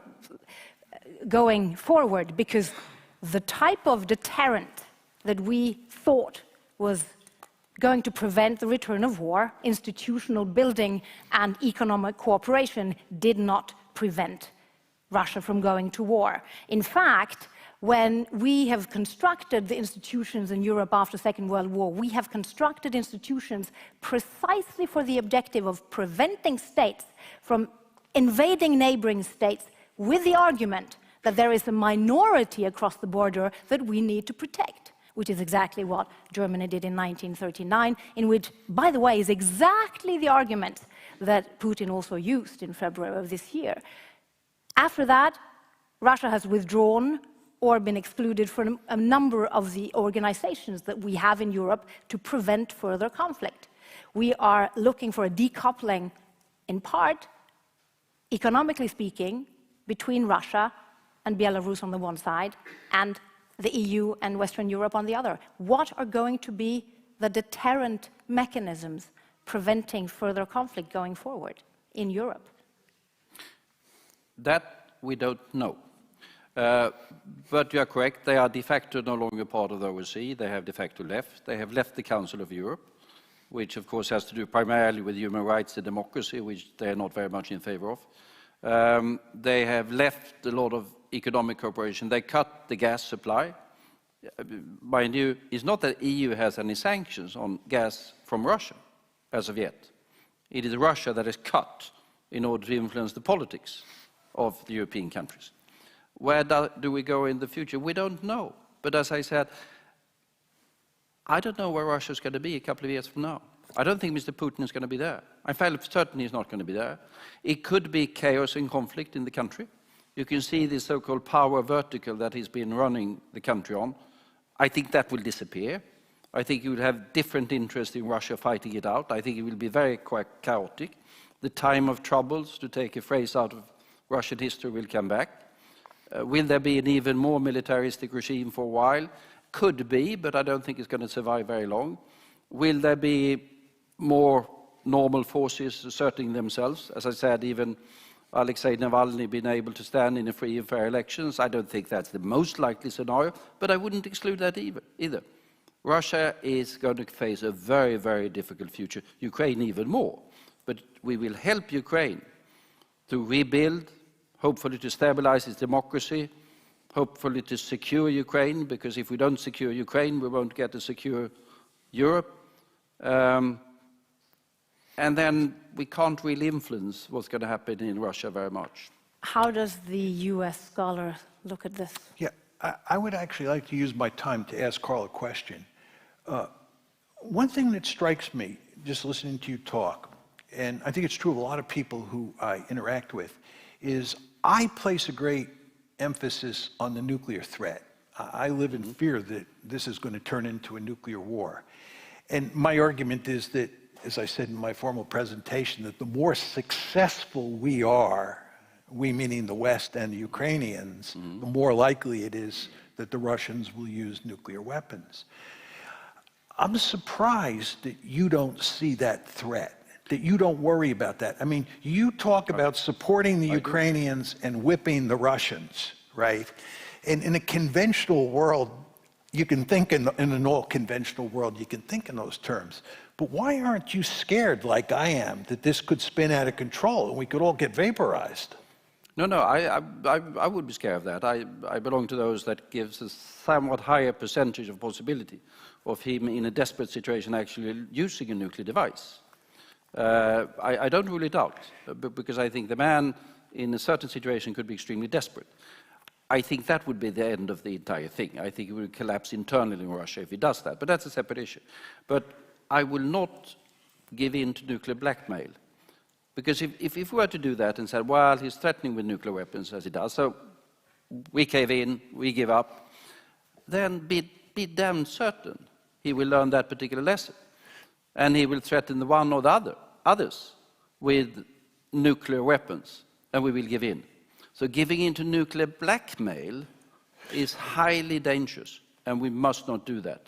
We are now trying to, and American and European diplomacy is doing that, building as much as a firewall against him using nuclear weapons as we can.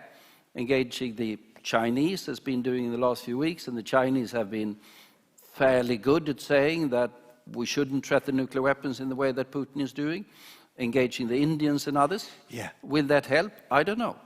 But giving in to nuclear blackmail, I wouldn't do that. But the thing is, Carl, when you're dealing with a rival great power that has thousands of nuclear weapons, there are limits to how far you can push against that great power. You can't threaten its survival in any way. Wouldn't you agree with that? I do agree with that. But you're talking about... But asking Putin to go back and respect the borders of Ukraine is hardly to threaten the survival. It's not that we are threatening to invade Moscow. That's not going to happen. But asking him to go back to February 24th is hardly to threaten the survival of Russia. And if he wants to threaten nuclear weapons by trying to use nuclear weapons to defend the parts of Ukraine that he has already tried to take over, I wouldn't give in to nuclear blackmail, because I think that would be extremely dangerous.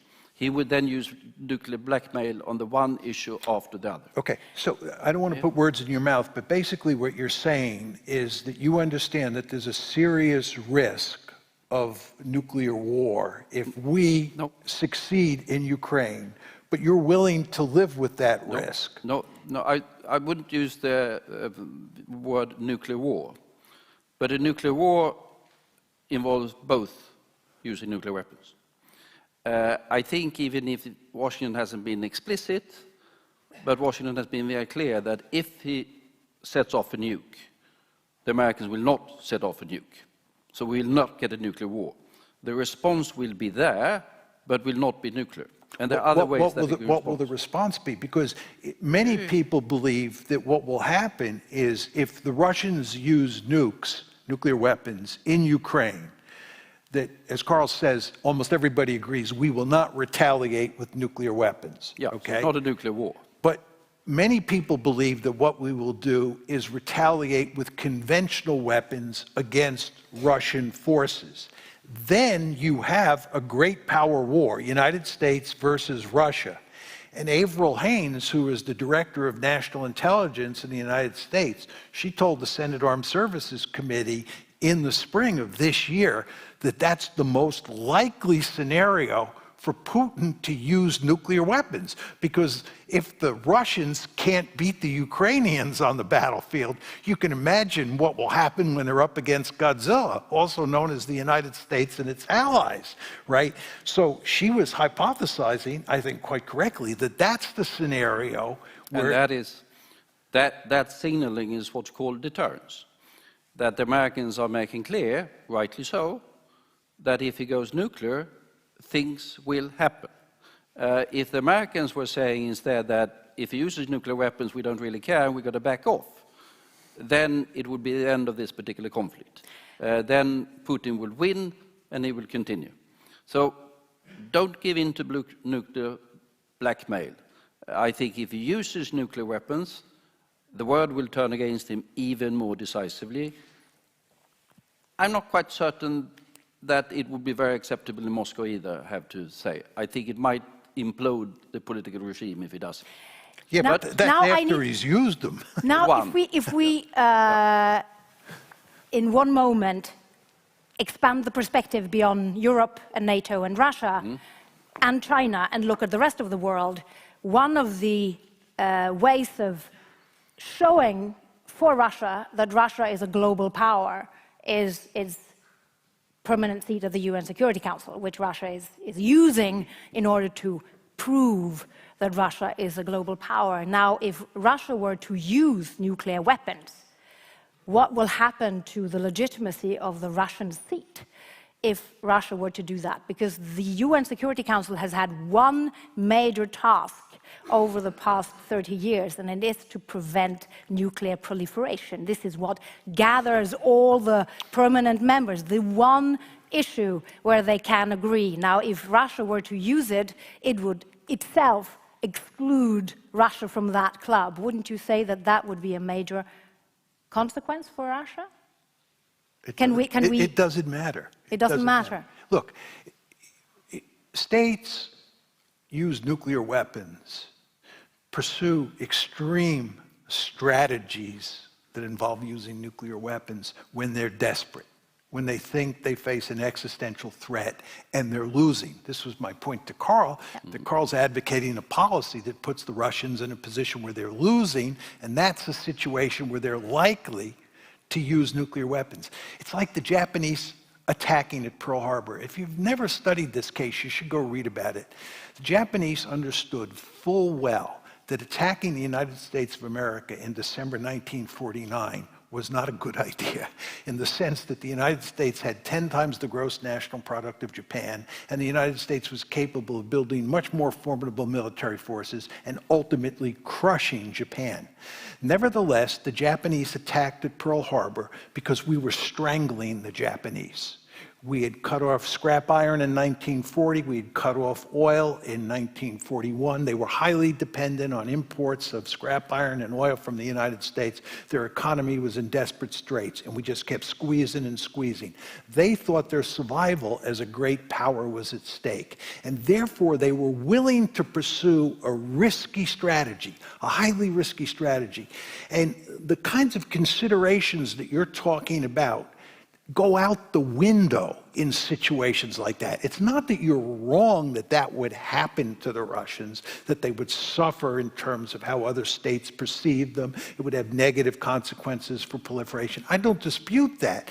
My point is that is of minor consideration in a world where you think you're going off the cliff. What do you think? Carl? No, just go back to sort of the beginning of the war, and you say Russia perceived against potential threat and so. I think you saw as well, probably several times, you've seen this sort of meeting of the National Security Council on February the 21st, when Putin calls in all of the sort of members of the National Security Council and asks them what to do. And it was obvious that it wasn't pre-planned that much. And he asked them one after the other. He wanted one particular answer. We should grab Donbass. That's the answer he wanted. Most of them tried to avoid giving that answer. He had to publicly humiliate his head of external intelligence. The man who was responsible for Donbass said explicitly at that particular meeting that he thought the policy was wrong.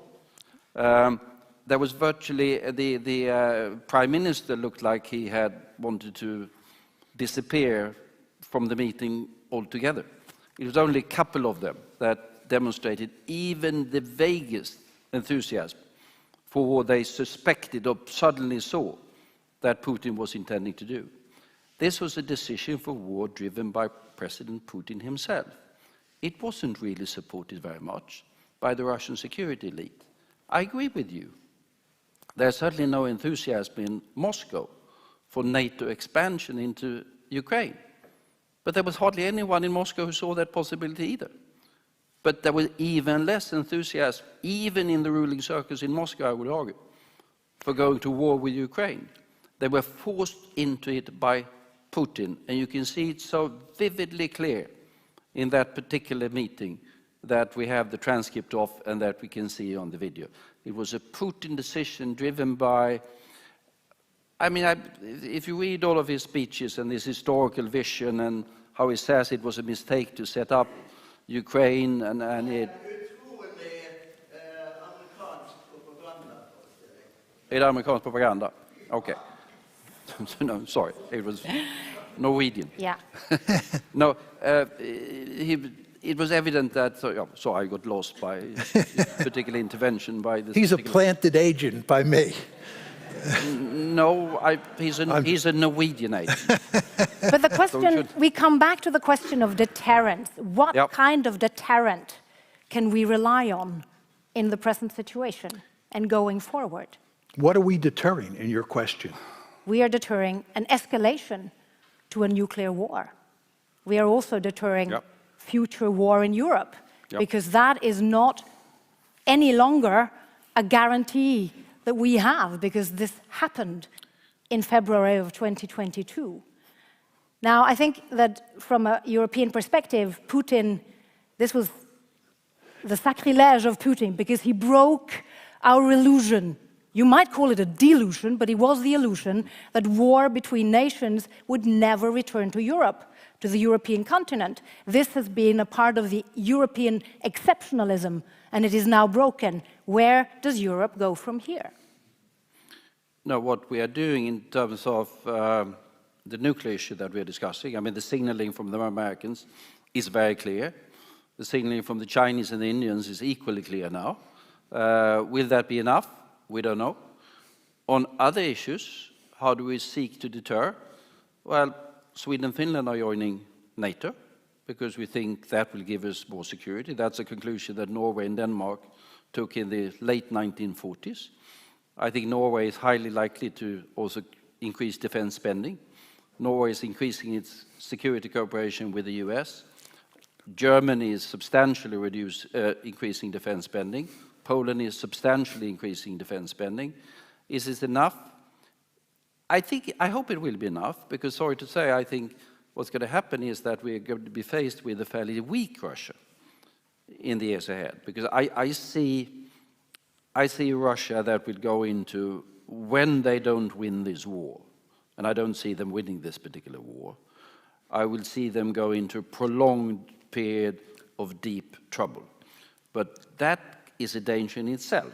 An unstable Russia is not a stable neighbor. So we need to safeguard ourselves, not necessarily against the Russians invading Ireland or the UK or Belgium, but safeguard ourselves against an unpredictable and dangerous regime that has a lot of other evil instruments of power. We've seen them using poisonous gas in European countries to murder opponents. It's a nasty place. I think that with regard to your question, which is obviously a truly important one, Carl and I think about this very differently. The question of how to create deterrence and prevent nuclear escalation. Let's just go back to 2014 when the crisis breaks out. The crisis breaks out in 2014. But John, short question. How would you prevent nuclear escalation? Well, I'm going to answer. Good. I'm trying to sort of separate myself from you or differentiate between how we think about this to sort of get my hands around this whole issue. Because it's a great question. These are complicated issues that don't have simple answers. But so let's assume it's 2014. The crisis breaks out, as you described it before. The Russians take Crimea. The question is, what do you do then? Let's take Cecilia's questions that she just asked and apply them in 2014 after the crisis is broken out. John's view is you back off, right? It's clear that you're asking for trouble, that you're poking a stick in the bear's eye, and that the bear will eventually lash out and you may end up in a nuclear war. I believe, and Carl can correct me when I'm done, that he would say we should double down, which is what we did. We doubled down. Then in 2021, when Joe Biden came into the White House, we began to reinforce our commitment to Ukraine. It caused all sorts of trouble over the course of 2021. You all remember Russia mobilized its army, was threatening on the borders of Ukraine. And then in December 17th, 2021, the Russians sent a letter to Stoltenberg and to Biden demanding that Ukraine not become a member of NATO, that military forces be moved back to where they were in 1997, and so forth and so on. So the question is, what do you do then? If you could play this one all over again, it's December 17th, 2021. I said at the time, and I'd say now, that's where we should have backed off and worked out a deal, because otherwise you end up with February 24th, right? So I think I know what I would have done before February 24th. But backing off now, it's almost impossible for me to imagine us backing off now, because I'm a minority voice. Carl is the majority voice. He's not interested in backing off. He's interested in doubling down. He's interested in winning in Ukraine, throttling the Russian economy with sanctions. Again, I'm a hardcore realist. I'm an offensive realist. I understand it being hard-nosed in international politics. But I'm more dovish, I think, than you when you're dealing with a state that has thousands of nuclear weapons. But given the audience has several questions dealing with what kind of scenarios could be realistic for the war in Ukraine to end. Now, given your distinctive positions, how would you see that? What would be a realistic scenario going forward for the war in Ukraine? Well, I agree with Carl there. When you asked Carl that question in a slightly different form, he basically said it's very hard to figure out where this train is headed. I don't know how this one is going to end, right? I do want to go to great lengths to make sure we don't end up getting incinerated in a nuclear war, but I don't know where it's going to end. Because what I hear you say, also from your intervention, is that there is no obvious end to this war because Russia is not going to back down, and the Ukrainians, with the support from Europeans and the US, is also not going to back down. Right, I said that in my formal remarks. Go back to this Russia-Putin. Putin is not going to back down. And there might be a difference. I think there are a fair number of people in Moscow, even in senior positions, who would be interested in closing down this war tomorrow, if they could. Would that include Crimea, withdrawing from Crimea? Probably not. Probably not. So then we will be back to where we were. But prior to sort of February the 24th, where we did not have an agreement on Crimea, and I think it's going to take quite some time to get some sort of solution to Crimea. But I think the other issues, I would not consider it entirely impossible, that at some point in time we get the change, that sort of they understand in Moscow that what they're heading into into something that's going to be dangerous for Russia, not because we are going to invade Moscow, that's not going to happen, but it's going to implode. And they will try to rescue what can be rescued and go for something that might be acceptable. But that will only be possible if we can give, and I think we're talking about the post-Putin, it's not going to happen with Putin, and it's also going to be dependent on us helping to secure and give a new future to Ukraine. Because as I said, if we don't get a stable Ukraine, we will not get a stable Europe, because then there will be a constant temptation for, I mean, if you see some of the loonies that are paraded on Russian television these days, they're truly dangerous loonies parading there. It will give temptation to them. But we do not know where this war will end. We do not know where Russia will end up. What we do know is that there is a movement towards a geopolitical rivalry where you have the US and China, coming back to John's intervention, and the US, Russia. Now, where is Europe in all this? In the... No, where is Europe in that picture? Because the rivalry is primarily the dyad between the US and China on the one hand, and you depict it to be the US and Russia on the other, so it's a tripolar dynamic. But where is Europe in that dynamic? In that particular dynamic, I mean, we are, John mentioned the Taiwan issue as perhaps the most dangerous one, which is really sort of very, very, very different issue, because it's really the unresolved civil war from 1949. And the Chinese want to sort of, or Beijing wants to in some sort of way primarily prevent Taiwan from going independent. They would consider that something completely unacceptable. So we are distinctly in favor of a one China principle, we say, however, define it somewhat differently. And we are in favor of a peaceful resolution to it. And we are distinctly against trying to resolve that by military means. Then Europe is not a military power in that part of the world. We are a trading power, we are a diplomatic power, but we are not a military power in that part of the world. Yeah. Yeah, I think the United States is deeply committed to containing, if not rolling back, Chinese power. And that containment strategy has two dimensions to it. One is a military dimension, and the other is an economic dimension. And in terms of the military dimension, the Europeans are going to play hardly any role at all. I think we agree on that. Where the Europeans are going to matter is on the economic front. And this is a very tricky issue. And there are, of course, now lots of articles in the media on this subject. But the Europeans are going to want to trade extensively with China. This is especially true given the negative economic consequences of the Ukraine war. And it's no accident that early last month, the German chancellor went to Beijing. And there's all sorts of evidence the Europeans are thinking about trading more and more with China.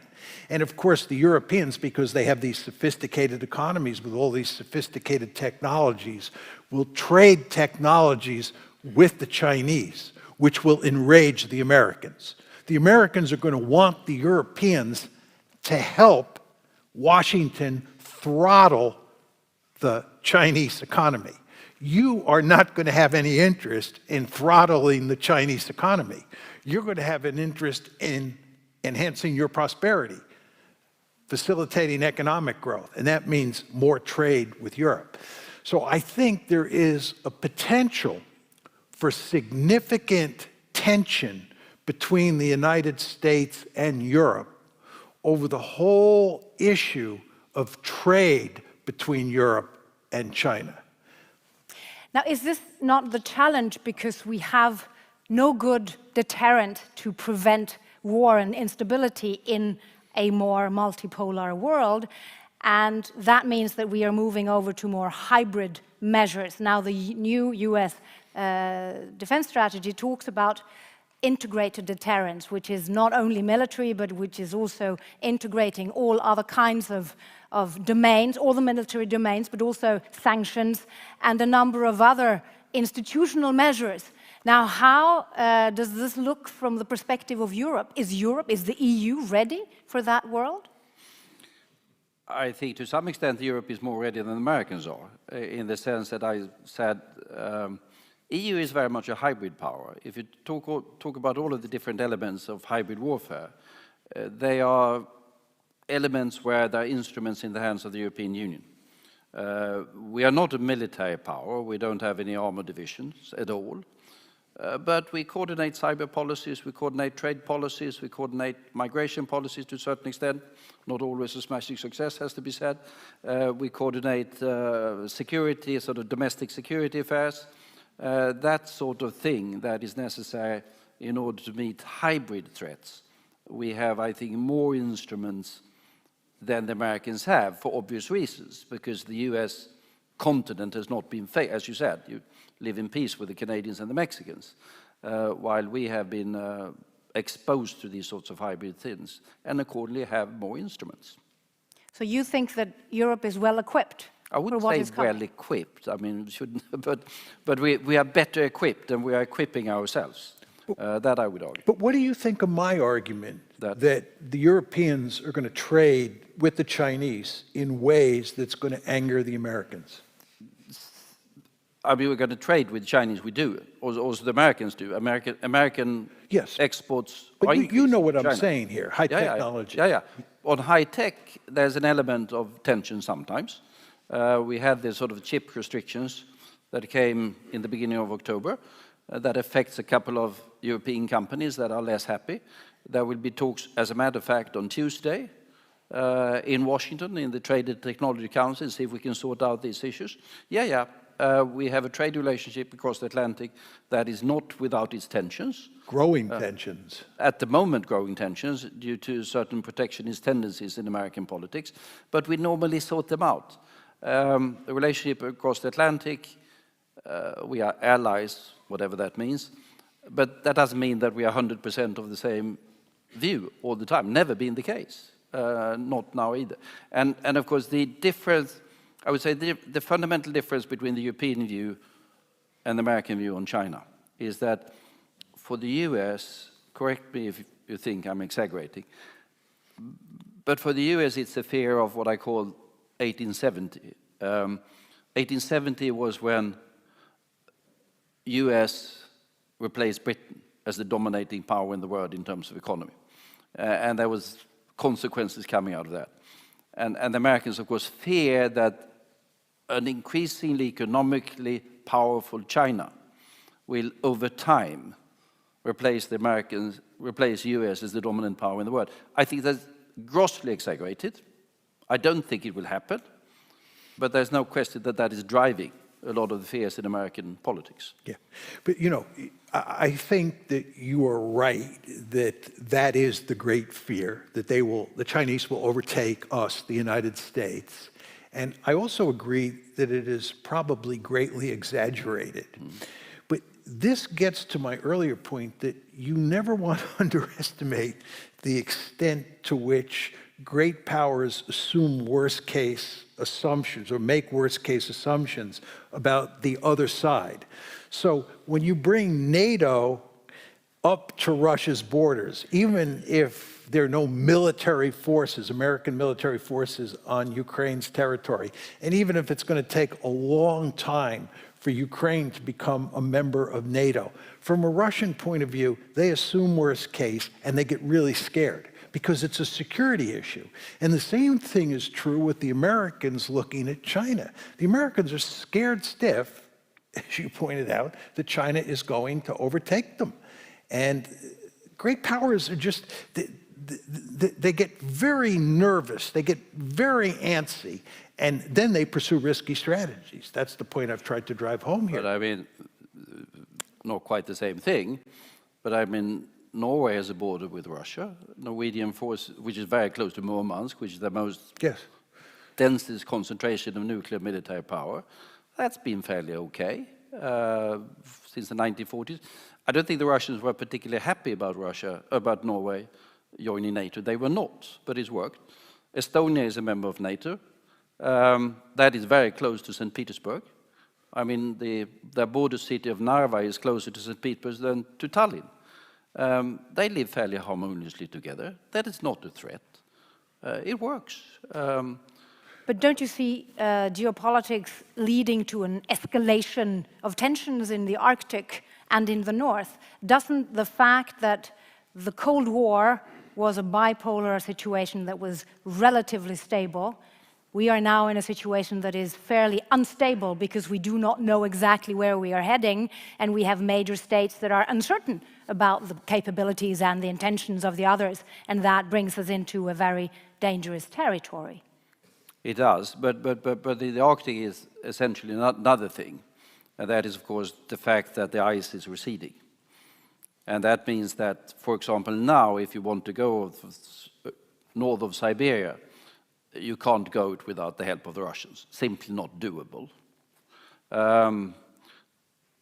20, 30 years down the road, 40, 50 years down the road, you might have a lot of commercial traffic going to the north of Siberia, and that will invite a lot of legal and political issues. Be that rivalry, be it something else. I don't think war is going to break out in the Arctic, but we're going to face a number of new questions, primarily as a result of climate change, I would argue. But that is also more urgent because we have climate cooperation among the major nations. How does the geopolitical rivalry influence our ability to move forward on climate? If you look at what has happened over the past 10 months, it isn't very optimistic, would you say? No, I wouldn't, although Russia was never a big player on global climate. They should have been. Because they're going to be profoundly affected by it, and it's taken them a long time to understand that that's going to be the case. China is, of course, the big one. India, to a certain extent. We have, I think, it's 28 to 29% of global emissions are from China. And even if they are leaders in a lot of the renewables and other things now, they're also the leaders in coal emissions, which is the most dangerous thing.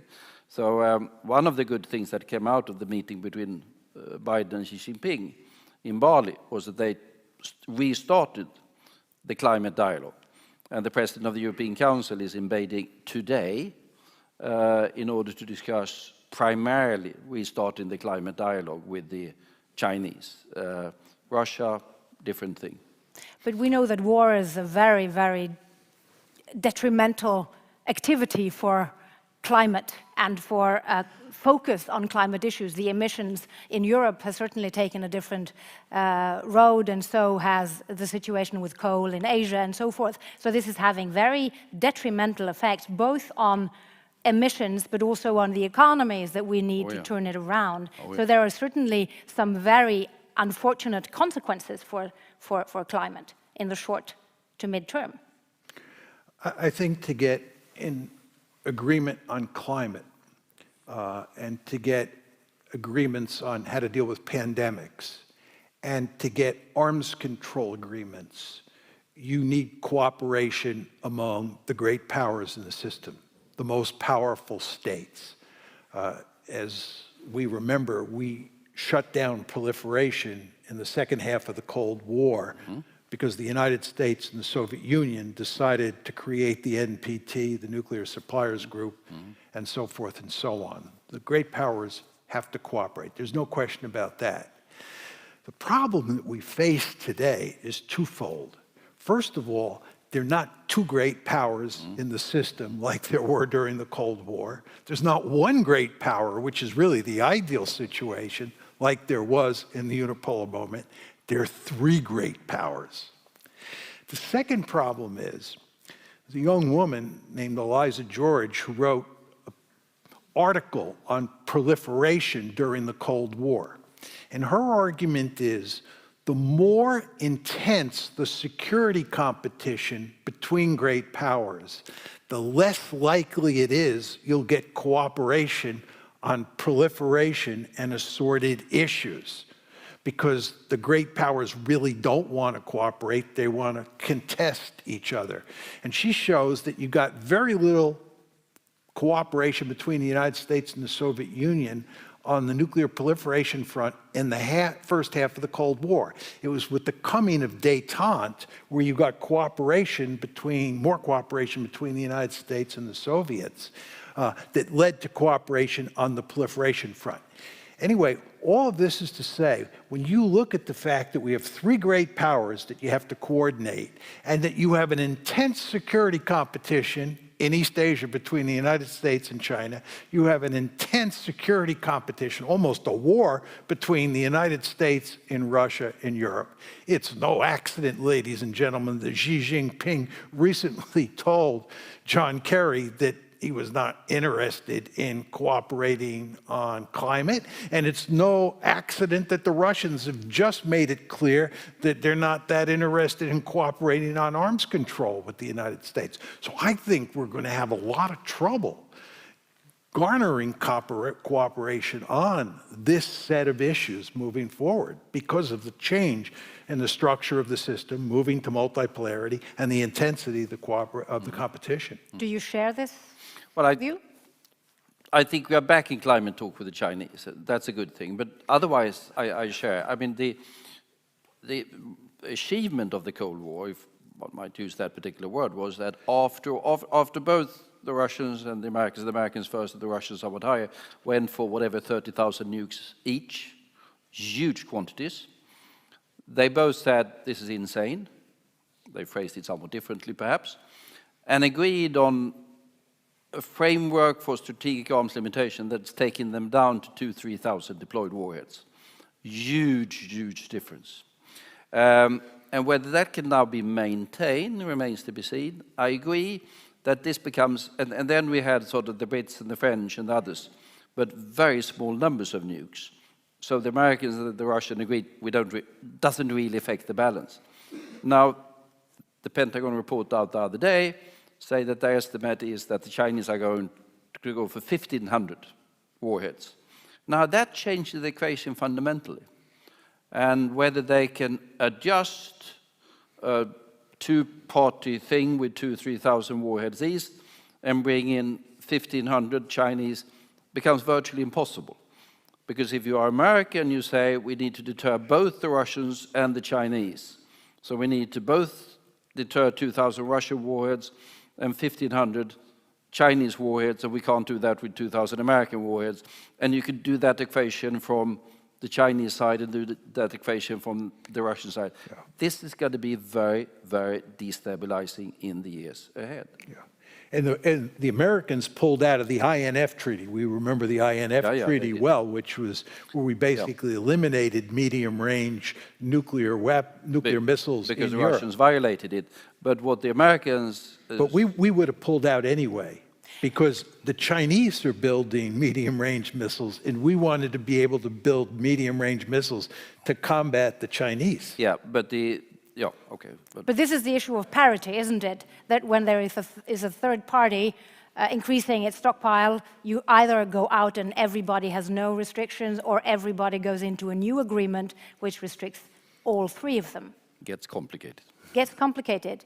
Is there a prospect for that type of agreement in the next couple of, or short to mid-term, do you see, between the US, the Russians, and the Chinese on limiting I think the key, getting back to my earlier point about the Eliza George argument, it all depends on the intensity of the competition. The problem is that we have in East Asia today an intense security competition already between the United States and the Chinese, and we have an intense security competition for sure between the Russians and the Americans, right? And garnering a meaningful sort of agreement on an issue like arms control or proliferation or climate, I think it's just going to be very tough with that competition. I don't disagree. I still think that over time it might be possible. But then and the reason for that is self-interest. Because decision makers in Washington, in Moscow, and in Beijing knows that an all-out nuclear war is the end of it. And accordingly, there is, at the end of it, a self-interest in having some sort of moderating agreement. Can I then again ask you about the rest of the world? Because if you zoom out and you look at the reactions from medium or regional powers such as Brazil, South Africa, Nigeria, Thailand, Saudi Arabia, and so forth, they had, most of them, as you said, 141 said, we do not accept this aggression that Russia made towards Ukraine. But after some time, quite a lot of them were not willing to go along with excluding Russia from various international institutions. And there is this interest, it seems, in the Global South to kind of stop or at least to reduce the tensions between the great powers, because they are also suffering quite heavily from this increasing rivalry between the great ones. How can they play into this equation? Quite a lot of humanity is actually living in these countries. Can they have a positive influence on this? Well, as you say, I mean, they are deeply concerned, and they're also affected. I mean, we've seen food prices go down somewhat. We've seen energy prices; it all affects them negatively. We've seen economic effects that is to the detriment of these countries as a result of the war. So they have an interest, of course, in stopping the war. We all have an interest in stopping the war. Most of the countries of the Global South voted with us on those UN resolutions, including, by the way, Indonesia, Brazil, Thailand, and those. Some were on the fence because they think they can play a role in between. Will they be able to do that? Chinese or Indians remains to be seen. So far, not. The Russians have been fairly dismissive so far of attempts. We have at the moment, we have the Emiratis and the Saudis trying to do it. The only ones who've been able to do some mediation, grain deal, and some prisoners exchanges have been the Turks so far. So there's a role for some powers in order to be able to engineer some partly important agreements, but I don't think they will settle the war, so to say. Yeah. I think that in the West, we believe that there are good guys and bad guys in the international system, and we're the good guys, and the Russians are the bad guys. And what we expect is for countries outside of the West to see this conflict through the same lens that we see it. And we expect them to view the United States and its European and East Asian allies as the good guys. We occupy the moral high ground in our story. I think if you get outside of the West, there are very few people who accept that argument. And there are many people who think that the United States is a thuggish state, who think, quite correctly, that the United States is a ruthless great power. If you're a Norwegian, it's easy, given the circumstances that exist in Europe, for you to think the United States is a wonderful ally. But there are many countries around the world where that is not the first thought that comes to their mind when they think about the United States. But if we look at the world today, the numbers from Uppsala in Sweden and the Peace Research Institute in Oslo indicate that the number of armed conflicts in the world has never been as high since the Second World War, from 2018 up until today. Now they are low-scale, simmering conflicts, but they can escalate. They can quite easily escalate. Many of them depend on international institutions, assistance, and even the UN Security Council. What will happen if this going forward will kind of bring the UN Security Council back to a stalemate, as we saw during the previous great rivalry between two superpowers? You talk about the UN Security Council like it's a separate entity, like it's a big god up in the sky. The UN Security Council is comprised of a handful of powerful states, and in particular, 3 great powers. And it's not what the UN Security Council will do, it's what those great powers will do. And the argument I was making over the past 10 or so minutes was it's going to be hard to get those 3 great powers, and the French and the British as well, to coordinate their efforts to deal with issues like proliferation and so forth and so on. It's also going to be hard to get them to help shut down potential conflicts. And in fact, given what we experienced in the Cold War, the old Cold War, I think that the great powers may try to exacerbate those local conflicts around the world to take advantage of the situation and hurt the other great power. Do you share this view of the UN Security Council, Carl? Well, I mean, the Security Council is essentially the 5 permanent members, and then you add a couple of others that are there for the time being. We should not forget that the Security Council was essentially blocked, stalemate during the entire Cold War period. I mean, it was a Soviet veto, occasional American veto, all the time. It couldn't do anything on the major conflicts of that day.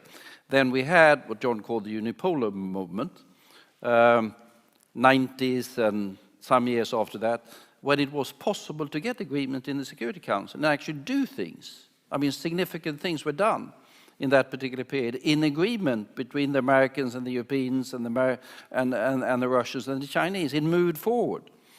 And now we are back to a situation where on the big issues of the day, Russia, Ukraine, to take that one, complete stalemate and completely blocked. And that, of course, is to the detriment. So far, they have been able to get agreements on a couple of other things, but there's no question that we go back to a far more difficult period for the multilateral cooperation that particularly we Europeans, less the Americans has to be said, but particularly we Europeans consider to essential in order to address the climate or health or the different global challenges that we are facing. We do have an element still of cooperation, although that's probably gone by now on the Iran nuclear dossier, which is one of the dangerous ones that we have on the horizon as well. But doesn't exactly the JCPOA with Iran illustrate that the climate for cooperation is very, very different now compared to what it was only 7 years ago at the global level, when the permanent members of the UN Security Council, including the Germans, were involved in negotiations with Iran in order to prevent proliferation of nuclear weapons. And they made that in 2015.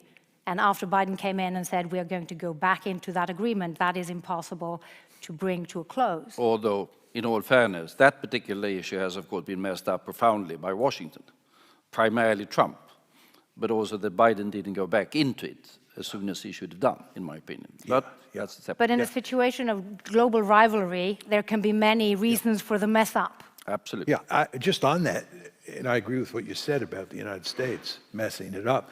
It'll be very interesting to see if the Iranians really do go down the nuclear road and go beyond significant enrichment to actually developing a bomb, what the Russians will do. Because 5 years ago, 10 years ago, the Russians would have jumped in and worked with the United States to prevent Iran from getting nuclear weapons. I'm not sure that would be the case moving forward. I mean, this is part of the negative fallout that you get from, you know, the U.S.-Ukrainian conflict, U.S.-Russian conflict over Ukraine. So what you are saying, what I'm hearing from both of you, and now you are going to prepare your closing remarks, is that the world is heading for kind of troublesome water beyond also the war in Ukraine. We don't know where that is heading, and it doesn't really have a very obvious end. But whatever it will be, it will have major consequences for the security of Europe. In addition, we are heading for a world where global rivalry is growing, and the global institutions are not really very well set up to tackle those huge challenges ahead. Is that what I'm hearing you say? Is a gloomy picture? I think that's fair to say. And here I now invite you for your closing remarks. Well, which you already delivered. This was the moderator's privilege, so I invite you, Carl, to give a couple of reflections at the end. Which will be, I fear, somewhat repetitive. As I said, this particular war, and sort of sorry to be somewhat preoccupied with it, but we are sitting in Europe, and this is the by far biggest war that we've had since 1945. It's going to have consequences for decades to come, and how we get out of it remains to be seen. It is Mr. Putin's war. I don't consider it's Russia's war. I think it's Putin's war. And we need to look into a future where we can both, as I said, secure and help Ukraine. Because Ukraine is a big country. It's the second biggest country in Europe after Russia. And if you take that enormous landmass that is Ukraine, and if you have instability and divisions and conflict over that one, I think it will not be possible to have stability in the rest of Europe. So defending and securing Ukraine is the basic condition for us having stability in Europe in the years to come. The second is, as I've said several times, is let's see what happens with Russia. I think Putin is going to go down in history as the man who created, he's going to go down in history as a man who created enormous damage to his own country and its prospect. It's 140 million people, huge natural resources, huge human talent. They could do something, but instead they are engaging in large-scale war. They are being subject to, as we said, sanctions and other things. It is unavoidable that they will sink down in the League of Nations in every single respect, with social and political and economic consequences for those 140 million people. It's not going to end well, and that's not going to end particularly well for Europe as a whole. We need to reinforce the cooperation that we have in Europe in order to handle security and other threats. There will be a stronger NATO with Sweden and Finland, I would believe, and there will be a stronger cooperation between the European Union and NATO. And I hope that the Americans, for all of their preoccupation with China, will stay engaged on this part of on this side of the Atlantic as well. I think they will, although their main focus is going to be in China. Then we need also to look at what's going to be the consequences of the rise of China. They are not invading any other countries for the time being, and haven't done it lately. The Taiwan issue should be handled with extreme care. I can be worried about some of the tendencies I see, both from the Chinese side and from the American side, that could sort of lead to tensions. I am moderately hopeful that that will be possible. And then I would hope that we would be able to, while we handle the war in Europe, that we will be able to focus also attention on all of the global challenges that we have. The pandemic is still there, and there could be another one around the corner. Climate change, with all of the consequences, is distinctly there and must be handled. Migration pressures, Africa, there's an abundance of issues that needs to be handled. But the war has to be the #1 priority for the Europeans, because that's for the security. That's the security of Sweden and Norway, not only the security of Ukraine as we move ahead. Carl and I obviously have differences about what caused the Ukraine war.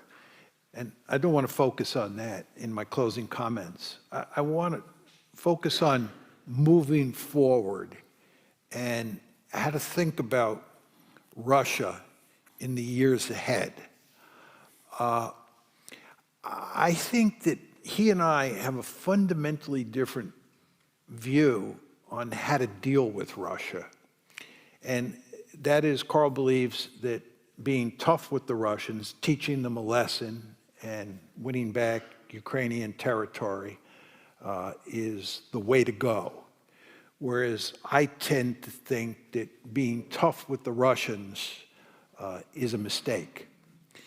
And I think that you want to remember that if this turns out to be a disastrous policy for the Russians, as Carl said it will be, they're still going to be there.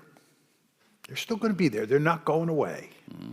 And they're still going to be quite powerful. This is a really big country with a lot of people, a lot of human capital, many nuclear weapons. And you want to ask yourself, what a humiliated and weakened Russia is going to do. And this is what the question you want to ask yourself. It's kind of the question that the Europeans and the Americans faced after World War I with Germany. What do you do with Germany? Do you humiliate Germany, right? Do you try to rehabilitate it? How do you think about dealing with Germany, right? And this is the question that you want to think about. My view is that backing off and trying to work out some sort of modus vivendi is not a really great solution, but it's better than Carl's solution, right? My view is that you want to do everything you can to remove those incentives the Russians will have to cause trouble in the rest of Europe. You want to understand that if you back the Russians into a corner and you humiliate them, they're not going to roll over and play dead. Let me just go to the Western Hemisphere. You know we have the Monroe Doctrine. I had meant to talk about that this evening, but I didn't. We have the Monroe Doctrine, and that says that no distant great power is allowed in the Western Hemisphere with military forces. You cannot bring military forces into the Western Hemisphere if you're China or the Soviet Union or Germany or Japan, and you cannot form a military alliance with anybody in the Western Hemisphere. If China were to form a military alliance with Canada and Mexico, we would go ballistic. Now, the case you want to remember that proves this is the Cuban Missile Crisis, right? The Soviets put missiles in Cuba, and we had this crisis, and Kennedy and Khrushchev cut a deal, and the missiles were removed. We still have sanctions on Cuba to this day. We still have our gun sights on Cuba. We have not forgotten, right? We remember, right? Great powers don't forget. So you want to understand that if you box Russia in and you treat it like a pariah and you weaken it, they're going to be looking for ways to cause you lots of trouble. These Finns and these Swedes who think that joining NATO is a really good thing, I don't know about that. I don't think the Russian threat is that great, the Russian conventional threat, right? And I think you're giving the Russians all sorts of incentives to cause you trouble. So my bottom line, moving forward, and this is hard for a realist to say, but I'll say it. If anything, what we ought to do moving forward is try to back off as much as possible with the Russians and work out some sort of modus vivendi. That's certainly in your interest. And then it's in your interest, but not in our interest, for you to trade with the Chinese and become richer and richer. Thank you.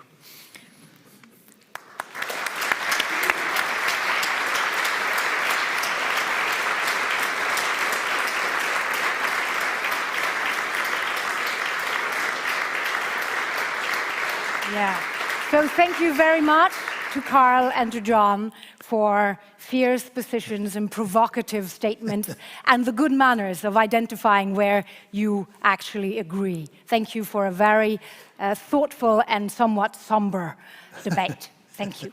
You're welcome. Thank you.